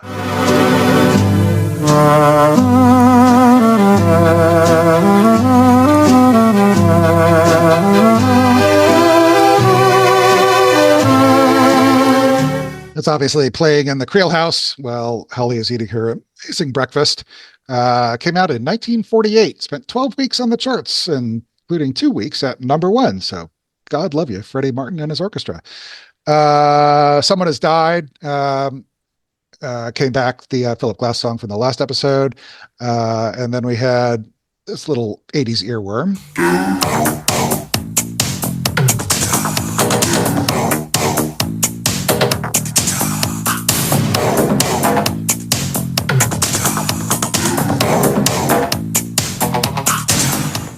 Oh Yeah by Yellow came out in July of 1985, went to number 51 on the chart, and was everywhere in the 80s, it seemed. It's very prominently featured in Ferris Bueller's Day Off and Secret of My Success. There was a Twix commercial. It was kind of everywhere. And is still around today and won't ever die. John Coltrane's Love Supreme was referenced. That was the cassette that Jonathan was holding, 1965 album. Just a really good album, and I would love for them to play some on the show, but I don't know if they're going to or not because I've talked about it twice and still haven't. The Turnbows were listening to the Nutcracker during their dinner. And then during the car chase, we had this song. It's called Carboy by Julek Plosky.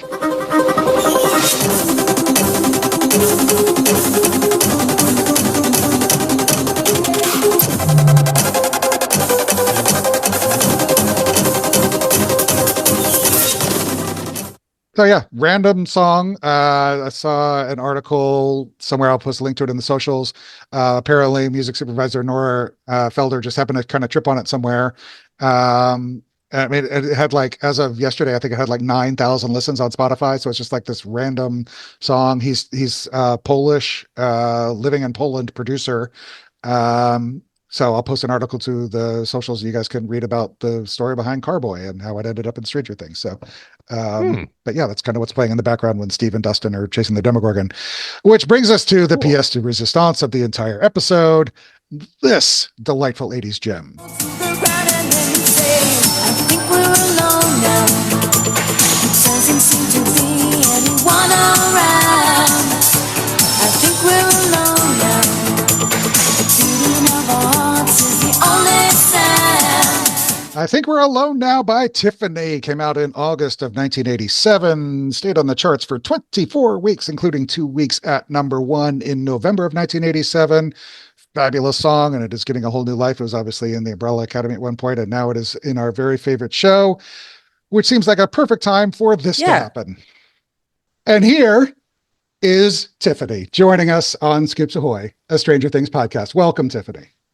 Oh, thank you so much. Thanks for having me. Yeah, we are so excited you're here. And obviously, the first question that everyone wants to know is, how did you find out that your song would be such a huge part of this season of Stranger Things? Well, my phone started blowing up with everybody telling me. So friends and family, actually, because I've been on the road and I have taken this time, the end of the year, to just take off. So I try to do that. I've tried to do that for the last 5 or 6 years. sometimes it works. Sometimes I'm sliding in right before, Thanksgiving, or sliding right in before Christmas. But this year I was able to take both holidays off. So literally my goal for myself was to catch up on all my reading, clean my house. I know that sounds ridiculous. Nope. Unpack my bags for the very first time this year, not just grabbing things, and get caught up on all of my Netflix, all of the movies I want to watch. And of course, Stranger Things is one of them. I'm a huge fan. So I didn't even get to do that. Actually, I was making pot roast. I just, and I did clean my house. I got that off and all of a sudden, bing, bing, bing, bing, bing, all these texts were coming through, and they were like, "Did you know?" And I'm like, okay, no, I missed a step. So literally I stopped what I was doing and ran to the TV, and that was it for me. I sat there, and it was pretty cool because I have to say, at that time, my son was visiting me. Mm-hmm. So, mom points a little bit. Oh, yeah. So what's your feeling when you realize, I mean, is it joy? Is it giddiness? Is it like a nostalgia feeling? I mean, again, going back to my son and I, we've always had this thing where on Saturdays when he was home and he was in high school, we watched sci-fi together. And then when I started doing some sci-fi movies for the Sci-Fi Channel, mm-hmm. he was like, "What? You're going to be in things that my friends see?" And so that was it. We stopped our watching on Saturdays together. Like, he started just going, "Well, no, like, you're in a movie now, and like my friends will know." And I was like, "Well, yeah, I mean, that's the point."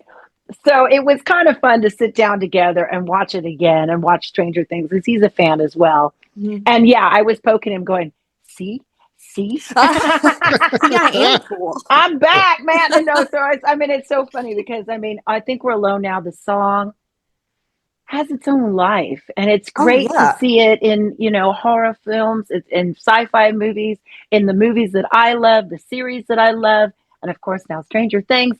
So I get a kick out of it, to be honest with you. Wherever the song goes, I kind of like, I don't know, I chuckle, really. I'm like, there it is. It makes people happy. And I'm always, interested in what they use it for, because it's had a lot of different lives. Well, this is fun. This is the second big Netflix show that it's been in, because it was in The Umbrella Academy, which was a huge hit. And obviously I'm a big old fan. And they did that whole scene in season 1, and it just took off, and it became kind of like what they were known for in season 1. And no one gives me a heads up on that one either. Really? Literally the same thing. I was actually in Australia at the time, and my phone started bing, bing, bing. So I kind of like it like that, to be honest with you. It's fun, it really is something that you don't expect. So I kind of say my Christmas was even better because, again, it's one of my favorite shows, Stranger Things and Umbrella Academy as well. But Stranger Things for me was like, and then of course, when looking at the scene when she's dancing around and she's in the kitchen, and it was funny because I was literally in the kitchen before I turned on the TV. So I was like, "I got you, girl." Great. So I don't know. It was a lot of fun. And to see the cassette tape as well, my face there and everything. I don't know. I was beaming, really. I think it's pretty cool. It's very cool. Oh, yeah, for sure. So with it showing up in the show, have you seen all the memes that everyone has started doing? And it cracks, it is my favorite thing right now on TikTok, where they'll show Holly dancing around. I know Doug doesn't have TikTok, but they'll show Holly dancing around to the song. I think We're Alone Now, and then they'll compare it to Will's experience in the Upside Down, which was horrifying. And Holly's just living her best life, doing her thing. I know. If you got to be in the Upside Down, I think she's getting a good pass. It's just not a bad place to be. It's not a bad place. The food looks good, I have to say. She's trying on dresses. She's doing her thing. Little fashion going on. Good music. She's getting a free ride there. You mentioned the cassette, and when I was rewatching it again last night, just to prep, I love the scene where she walks up to your tape and she's like, "You're a pop star. What do you know about monsters?" And she flicks the tape and it bangs over. What's going through your head when you see that? Because that was just I do know about monsters. I sure do. Yeah, no, I mean, I kind of laughed, and that's what I said, actually. I was like, girl, I do know about monsters in real life, and then some. I mean, I did do Mega Python versus Gatoroid, so I Yeah. do know about monsters. But I mean, that was my love for sci-fi has always been there. When I was a kid growing up in Norwalk, California, that's what I used to be doing in my backyard. I didn't play with Barbies. I was fighting monsters, climbing trees. I was very much a tomboy, and that's what I was always doing. So, for me to do Mega Python versus Gatoroid and have fun with that. To again, what do you know about monsters? I was like, girl, there's some ex-boyfriends I'd like to tell you about. That's amazing. Doug, do you want to Yeah. ask something? I don't want to monopolize here. Yeah, for sure. So, Tiff, I got to ask you this. Little background on me, very briefly. I'm a struggling visual artist. How does it feel to have this everlasting piece of art that you produced just indelibly embedded into decades of Americana, the zeitgeist, whatever you want to say? Like, it is everlasting and it will never go away. It's just wonderful. I have to know. I mean, it's a cool thing. It really is.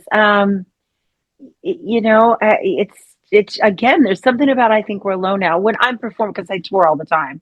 So when I start the song out, and it doesn't matter what age range is in the audience, or if I'm doing festivals or small intimate concerts or whatever they are, there's something exciting about this song, and it makes people feel good. And it's really funny because full circle, I didn't want to record this song.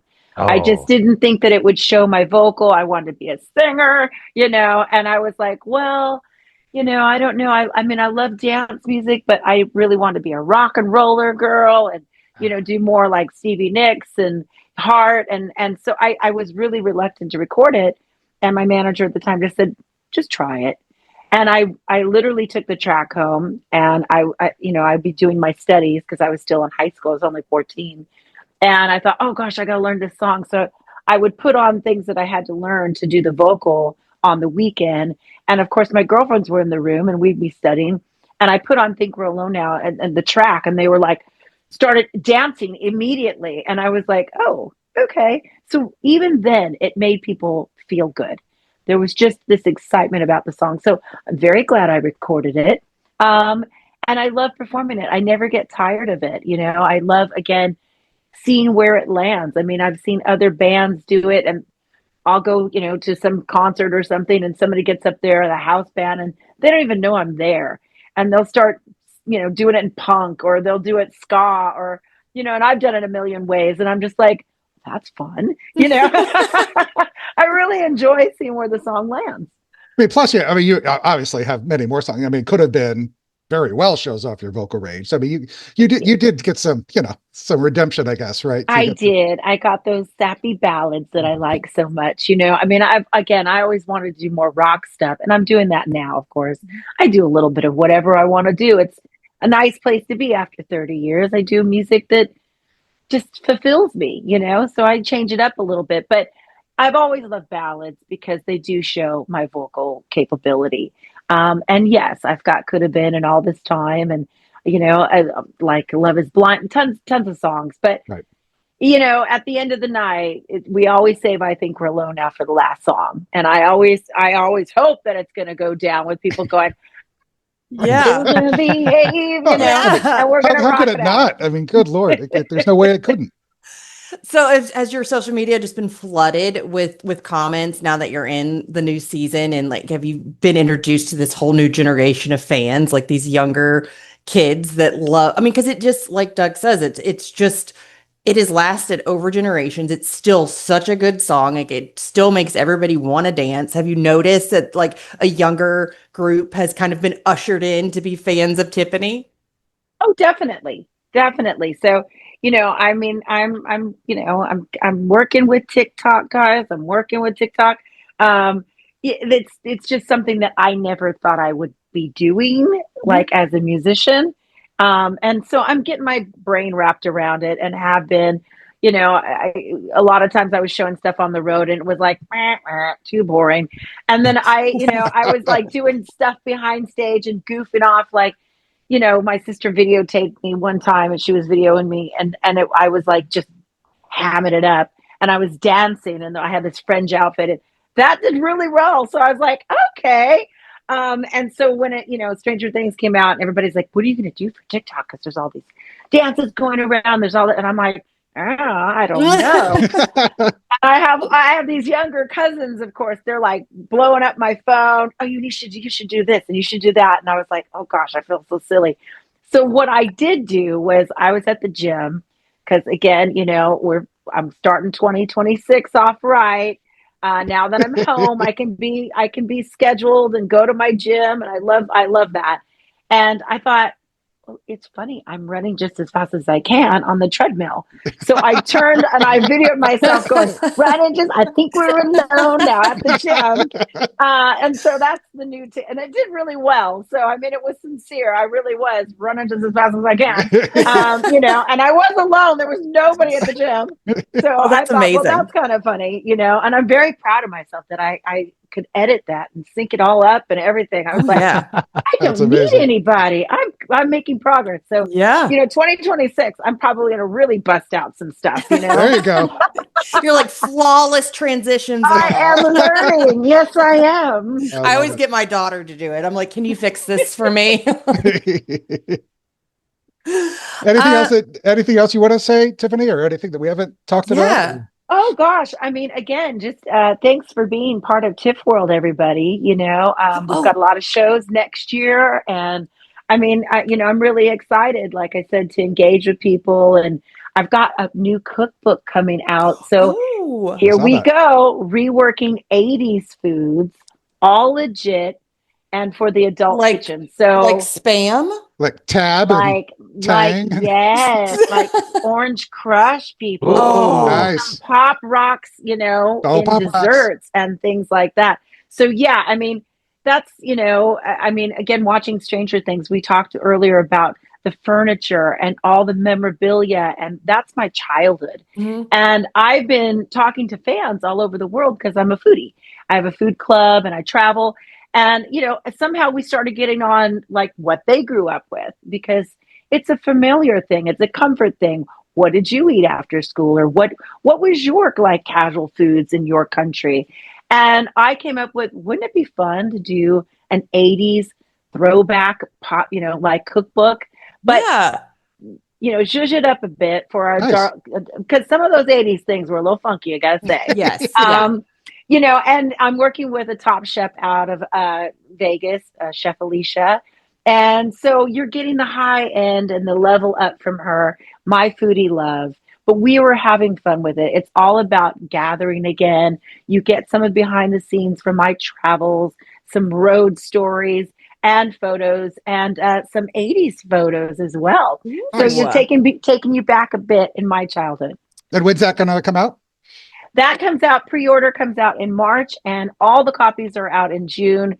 Cookbook signing tour starts in April. So come out and hang out with me and have fun. Yeah. Wait, I've just realized we didn't ask one of the most important questions. If you had to have a song to save you from Vecna, what would it be? Oh gosh. I was originally going to narrow it down between Stevie Nicks and AC/DC because we know you love them, but I do. And I'm actually singing an AC/DC song for NAMM coming up. So, yeah, I don't know. I mean, I might even throw out some like old school Iron Maiden out there, guys, as well. I'm a Maiden fan. Yeah. Infinite Dreams. Exactly. So, I mean, well, let's just do AC/DC though, because everybody loves AC/DC, right? I did not realize you were such a hard rock fan. So did you love Eddie Munson in season 4? Oh, I sure did. Yes, I did, ma'am. Yeah. Yes. I mean, I've always been a fan of rock and roll. I mean, that's hence why my love of Stevie Nicks and when before I got the actual record deal, I was like 12 years old, singing all like the metal songs and recording all this hard rock. And I had this picture where I was like really cool and people would think I was like 18, 19, and then they'd find out I was 12. Oh God. You know, I was like, bummer, I didn't get the deal. Oh But man. That's hilarious. yeah, I'm from LA girl, living, you know, the Sunset Boulevard, and you know, just taking in all of that and watching those early bands. If I could get in someplace, I was like, you know, but I was a minor, so I had to be, you know, I had to like, you know, work my way through it a little bit. But yeah, I mean, for me, you know, it's always been a dream of mine just to live music and love music. And, you know, like I said, I shake it up a little bit. So yeah, I love it. So exciting. Yeah. Thank you so much for your time. Yes, We thank you this so is much. Such a privilege. Oh, thanks guys. I appreciate it. Yes, Thank we you so love much. seeing you. So we will make sure to send our link we'll send it to Raj and you so that you can see it when we get the podcast up. Yep. Fantastic. All right, guys. It was Thank so you nice to much. meet you. Thank you. So Thank you. awesome. All right. Thank you so much. I love it. Thank you. Bye. Bye. So yes, thank you so much, Tiffany, for joining us on the podcast. That was just such a hoot. So let's get to emails. Yes, I'll take Let's the first do it. one. It is from Kala. She says, first, the Holly storyline. I was watching this with my dad and we were talking about how old she looks. If I do my math correctly, Holly's supposed to be what, 7 or 8 years old? Oh, God bless it. Sorry. I really don't mean to hit it. It's just in a weird place on the soundboard. For those that are just listening and not seeing me jump out of my skin every time And then Collin the does daggers, it. the daggers just shoot from your eyes. Yeah, laser beams. So yes, I'm sorry. It will not happen Okay. again. Don't touch it again. I'm not. We're All good. right. Nell Fisher, the actress who plays Holly, is 14 years old and definitely looks like it. She's older than me. Don't get me wrong, she's gorgeous, but probably not the look they were looking for at first. Well, we already went over this. Like they basically had to recast. They just needed someone older. Right. So yes, Holly is a lot older, which is why, you know, we think that Ted made there was the joke that Karen said, Ted, do you even know how old your daughter is? Exactly. She says also the amount of fairy tale references that I got in That Was Wild, Alice in Wonderland when she was exploring the house, mostly her dress, and also Red Riding Hood / Goldilocks when she was in the woods. Over and out, Kella from Utah. Say hi to Susie. Oh yes, Susie. Yeah. Oh, yeah, Susie. Susie. Where's Susie? All right, next one is from Chris. Dear Collin and Whitney, a.k.a. the Scoops Pod Troop, my name is Chris, and I'm from Alliance, Ohio. One of my favorite things about Stranger Things is its use of licensed music. I've been a big music fanatic for as long as I can remember, and during my teen years, my parents, particularly my mother, introduced me to all the best songs from the 80s. Both my parents grew up in the 80s, and they just so happen to be the same age as the kids and teens from Stranger Things. There you go. My dad graduated high school in, I think, 1988, and my mom graduated high school in 1989. I especially think season 5 is off to a great start with its music. My favorite so far is I Think We're Alone Now by Tiffany, particularly because when we see Holly dancing to it, it reminds me a lot of the first episode of The Umbrella Academy. My main question for you is, what song do you think would be perfect for the end of season 5? My top pick would have to be Fight for Your Right by the Beastie Boys, but that's just me. Anyhow, I really appreciate you featuring my email on your podcast, and I'm hoping that Stranger Things has the ending that we want to see. Over and out, nerds. Hashtag this is music. Sincerely, Chris. Yay. I know it. I really want end of beginning. I know it won't happen, but I would love it. Which one? Joe's end of beginning. Oh, that'd be cool. Yeah. I mean, I know it won't happen. Yeah. but Yeah, I don't know. he probably does not want that song attached to Stranger Things. Probably. I mean, I still love Forever Young by Alphaville. Oh yeah. I think that would be good. So I don't know. Good question. I haven't thought about like an appropriate song for an ending, but I have always been keyed in on them bringing back Heroes again, because I loved that they had I it in think the for first one. sure they're going to do that. Yeah, and it was great. And the end of season 3, and I was like, I'm feeling this. I'm feeling it. Yeah, They play it. They play it in the Squawk all the time. Yeah, they do. You're right. So that's what makes me think. All right, next email is from Harry. Hi, guys. The only thing I want to say, I think, is that I have one superlative to offer for this episode. Frank Darabont. This was a remarkable episode. Loved it. Happy giftsmas to everybody from Harry.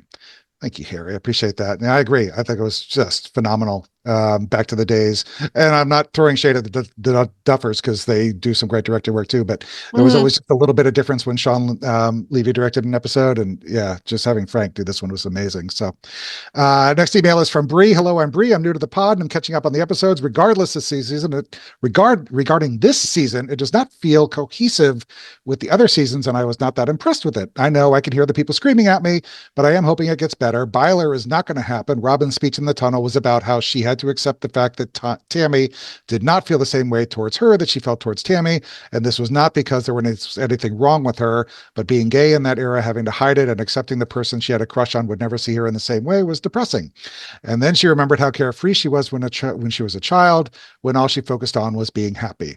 When she saw the younger version of herself, she remembered there was once a fire in her that she had dimmed.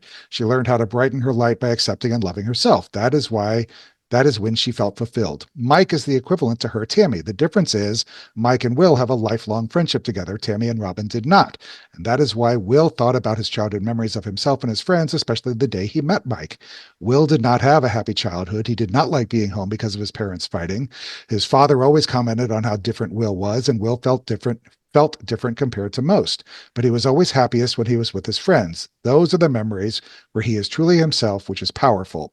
It is the love of friendship that gives him power, like Harry Potter.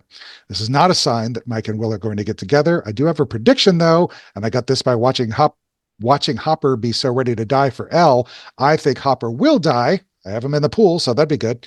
And 8 will help his death be less painful by having him see his daughter, Sarah. Those are my takeaways. I hope you guys have a great week from Bree. Oh, someone is totally going to die and it's going to be fake because 8 made it look like they died. There you go. I just thought of that right now. Yeah, absolutely. That's a good thought, though. I like that.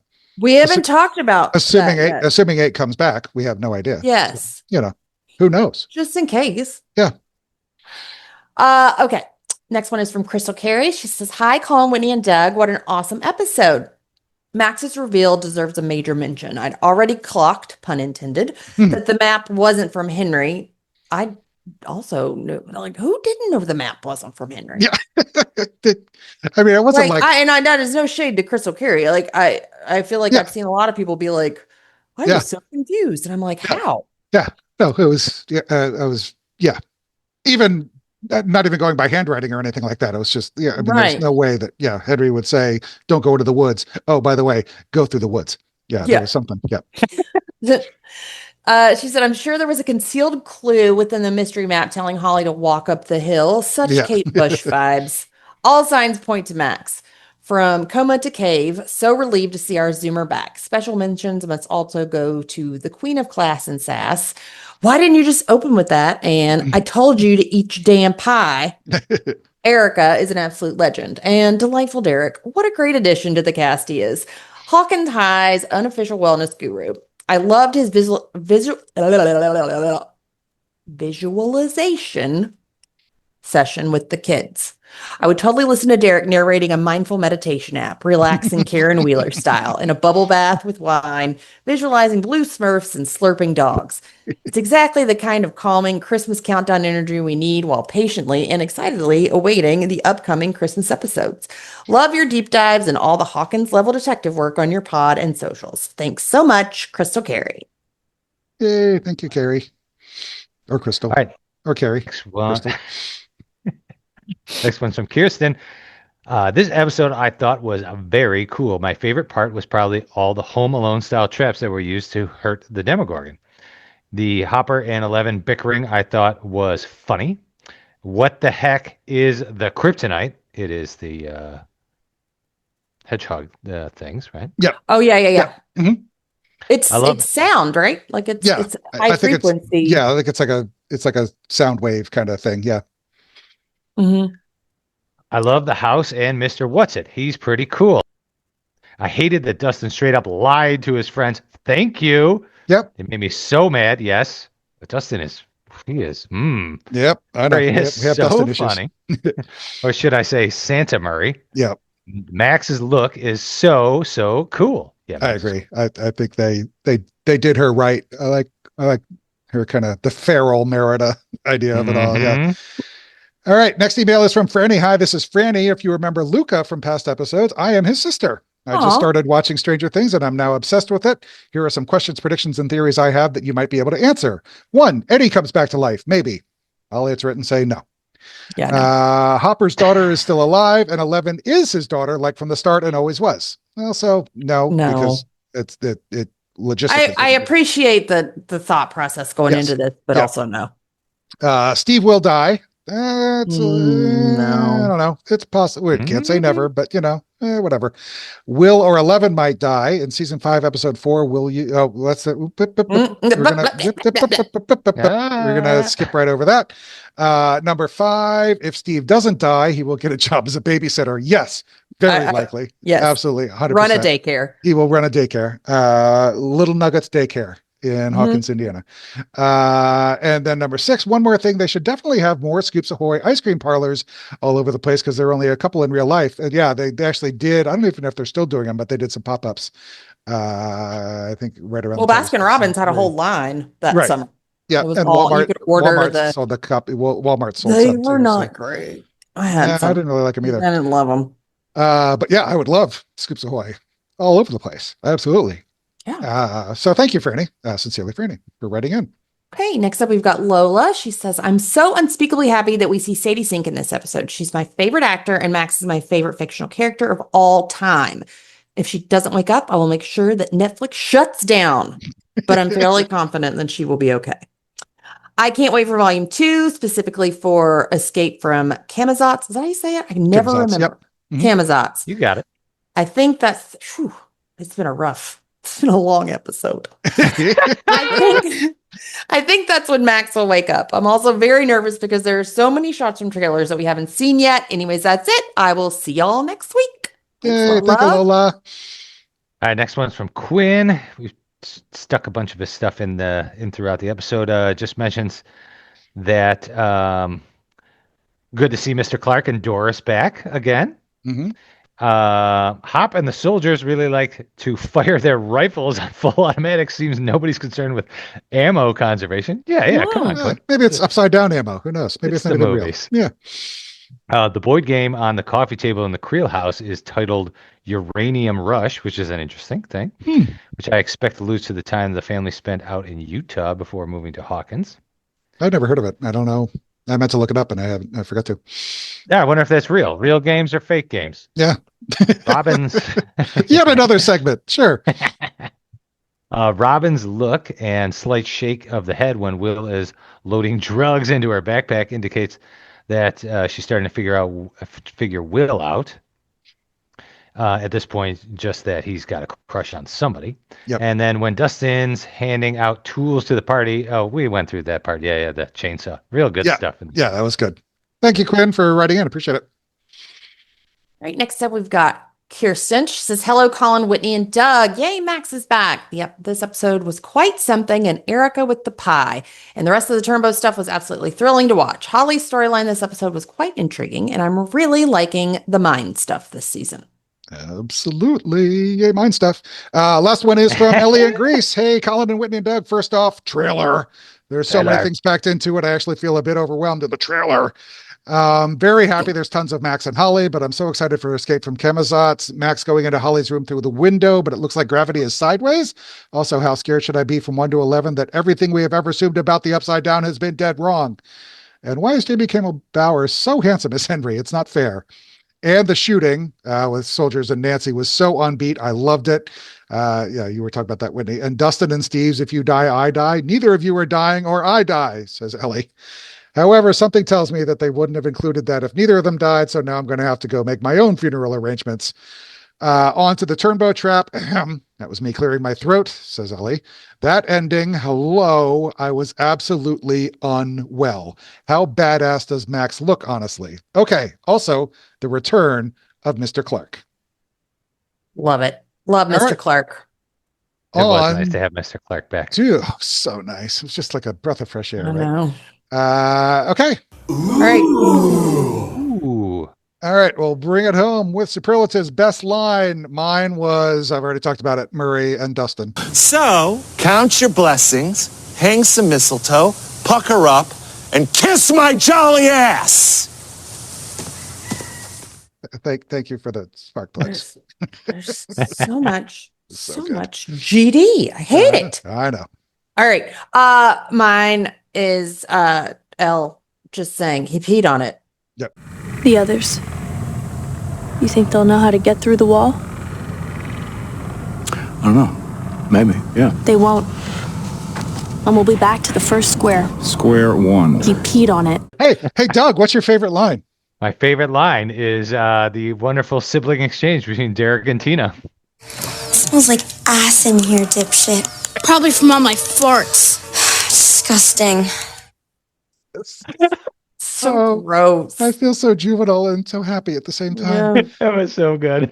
Jason wrote in, he said 2 from Erica. 1 was the why didn't you just start with that? But this was his favorite. Erica, I told you to call 911!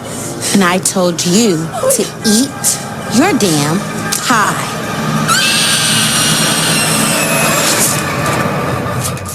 So good. Kirsten That's said the great. same as Jason. Lola pointed out the one when Steve and Dustin were prepping the van that we talked about. A lighter van is a faster van. And if we're just tracking, we don't need half of the crap that's in here. Speaking of, can you go to the front and empty the window washer fluid? Oh, the window washer fluid. That'll do it. Good job, Steven. Steven. I love the Steven of it all. That was really good. clever. Gina's favorite line was from Mrs. Turnbow. This home is not a playground. Derek, wash up. Tina, get the door. And be polite, unless it's a Mormon or a Democrat. Quinn mentioned he had a couple different options, but how could he not go with the Will and Robin exchange in the hospital? You could always just kiss her again. I knew that was your goddamn bowl cut. Yeah, I mean, they're not that popular anymore. And then Ellie said her favorite clip was the last line of the whole episode.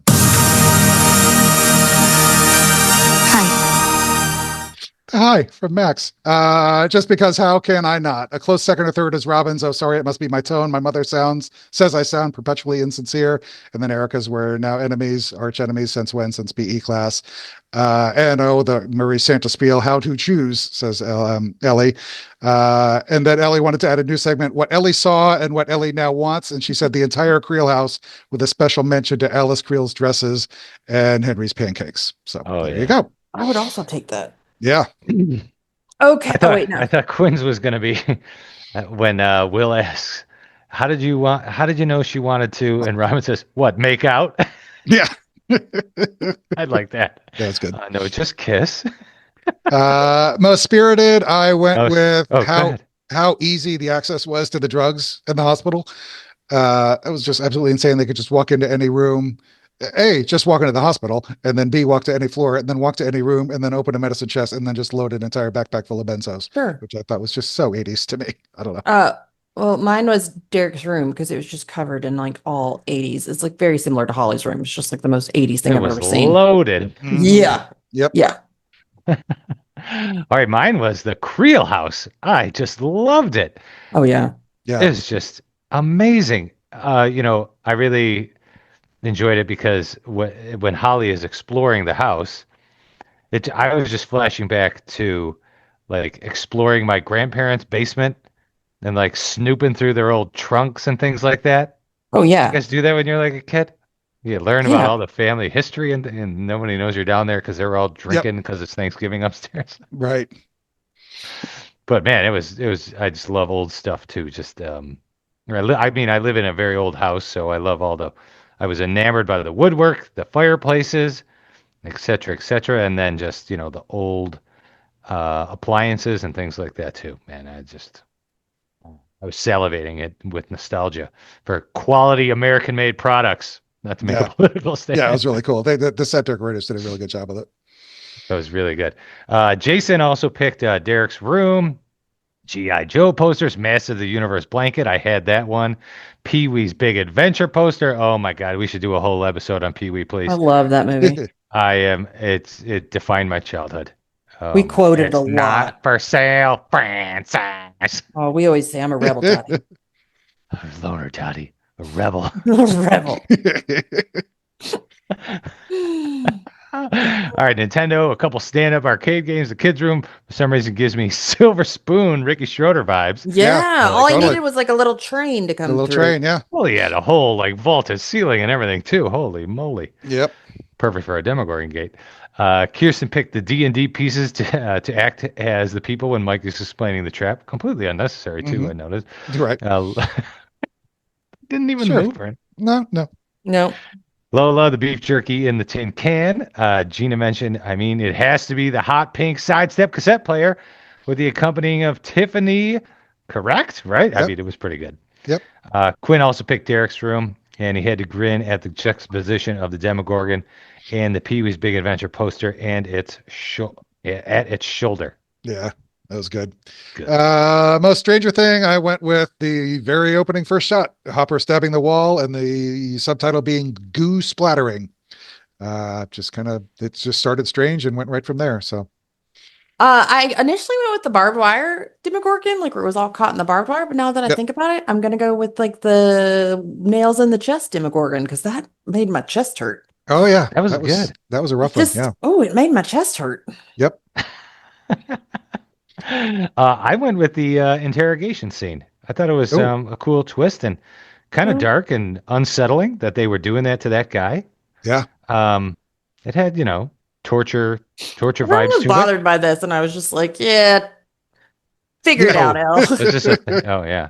Get that info. Yep. I also liked how Bro was calling Elle a freak. He sounded exactly like the bullies back in season one. Yeah, and I was noticed like, that. ooh, I don't like that, and I don't like you. That's and now why I I'm didn't happy they're care that he was torturing you. hurt, that she was hurting That's him. right. Yep. And I loved the line from Hopper, which was, "I kill 1,000 men to save one person that I love." Yep. Yeah, that was good. Oh. Anyways, all right. Jason picked same as Collin. He said that was disgusting. Kirsten said the Demogorgon in the Turnbow house, definitely. Gina said the Monster Trap group montage. I'd watch 2 hours of this. I love how in less than 3 minutes it shows why Stranger Things as a show works so well. Each character brings something to the table. Yep. Quinn said 11 and Hop's team interrogation. Ellie says the wall overall and the guy peeing on it specifically. Those are good. All right, so we're bringing home with MVP. God, I could have gone a dozen different ways on this, but I kind of went with David Harbour. But I'm also I think it's a good pick. Big fan of Joe Keery in this episode too. But I really like, specifically David and Millie together, but I thought David just really did some good acting here. There was a lot of places where he could have gone over the top and, whatever, but I thought it was just a very nice measured performance. And I thought he did a really good job. And we often kind of overlook him. I think he's so consistent and good. Yeah. So I wanted to just give DH some love. So there we go. He was great in the interrogation scene. I had a very hard time not picking him. Yeah, I agree. Well, I went with Jamie Campbell Bower because he was exceptionally attractive this episode. But also he did such a good job as being slightly like he was so charming. Yeah. Oh, absolutely. 100%. Like, we know he's a bad guy. We know. And I was still like, yes, I'll take those pancakes. Right. Yeah. So. He was great. He was very good in that scene. I could have picked so many people too. I loved Robin in the car right at the beginning. Yep. Just her look in the backseat. Again, we should have left a note. I loved Erica. I almost picked Erica. She was so good. Yep. But I had to go with Holly / Nell. Yep. She was really good. Yeah, she really was. She was, the sole actor in these scenes all by herself and was very convincing. I always think how hard that would be. Yep. And I can't believe I passed up my favorite line from her whole thing was, "Oh, Derek, if this is you, it's not funny, you barf bag." Right. And also, Eyes. I mean, in extra that show. bonus points too, because every time you hear her interviewed, you remember that she's British, and it's Yes. just so bizarre to like hear, Oh yeah. amazing for her to be that young and be able to do an American accent. It's just really, really Really, good. really good. Jason went with Priya Ferguson as Erica. It was great in all her scenes. I loved her interaction in the classroom and having to give the guys 60 seconds. Kirsten also said Priya and Erica. Ames wrote back in for the first time in a while, said MVP for the chapter 3 is Lucas, armed only with acetone balloons. He's the first to approach the demo in the complex trap. His senseless bravery to the cause is the reason he's usually my MVP. Everyone else has a gun, a fast car, an axe, or some other form of protection, but not Lucas. When he enters Derek's room, he only has a nanosecond to process his fear and provoke the monster. Everyone else would freeze, gasp, or scream. Not Lucas. Ever vigilant and nimble, he bounces around to adjust his throwing arm, clears the tripwire, and launches himself over the area rug. Get yourself a friend like Lucas. Better yet, channel your own inner Lucas and conquer all of your obstacles. Love hearing from everyone. As always, be well, my dudes, from Amy G. Lola said for actor, she went with Caroline L. Abrams, who played Tina. She did wonderful, and I would probably never be able to pick her again. Characters, she went between Erica and Lucas, said Lucas was face-to-face with the Demogorgon, jumped over it, knew that the barbed wire was there, and didn't even flinch. Gina said she's going to go with Steve/Joe. Never sure if MVP is referring to the actor or the character. I mean, generally, I do the actor. Whitney does I do either or. But yeah, we never kind of do know. whatever. I generally do actor, but obviously do whatever you want to do. However you do. Whatever speaks to you. This episode, Steve has great physical presence. The way he moves around the Turnbow house, his joy at finding the chainsaw, his chaotic but determined driving. You can tell Steve and Joe is in his element and thriving. Quinn also picked Steve Harrington, said it was all over the episode. He was all over the episode with great effect, a real team player to contribute his beamer to the cause. I don't know if he contributed it or had it contributed for him, but whatever. No. Also, two of the looks he gave, his disappointment when Dustin lied to Mike and Lucas about his bike accident, the little head cock that I mentioned earlier, and his joy when he spots the chainsaw in the garage. And then finally, Ellie says her MVP is a combination of Hopper, Elle, Nell, and Tina's scream. That was a good Very scream. Good. Bye from Ellie. And bye from us. That is a wrap. Yes. We will be back next week with the end of Volume 1. It is Chapter 4. Sorcerer emails by Sunday, December 1st. We're going to put it out on Christmas Eve, a day early, on Wednesday, the 24th. So look forward to that. If you want to get in touch with us, you can always email us at scoopshoypod@gmail.com, or you can find us on Twitter, Facebook, and Discord. If you like what you're hearing /seeing, you can always leave us a review or a rating on iTunes, because that helps us get in front of other listeners like yourself. So I want to thank everybody for listening, and I hope you tune in next time. Thanks, guys. Bye. Bye. Bye.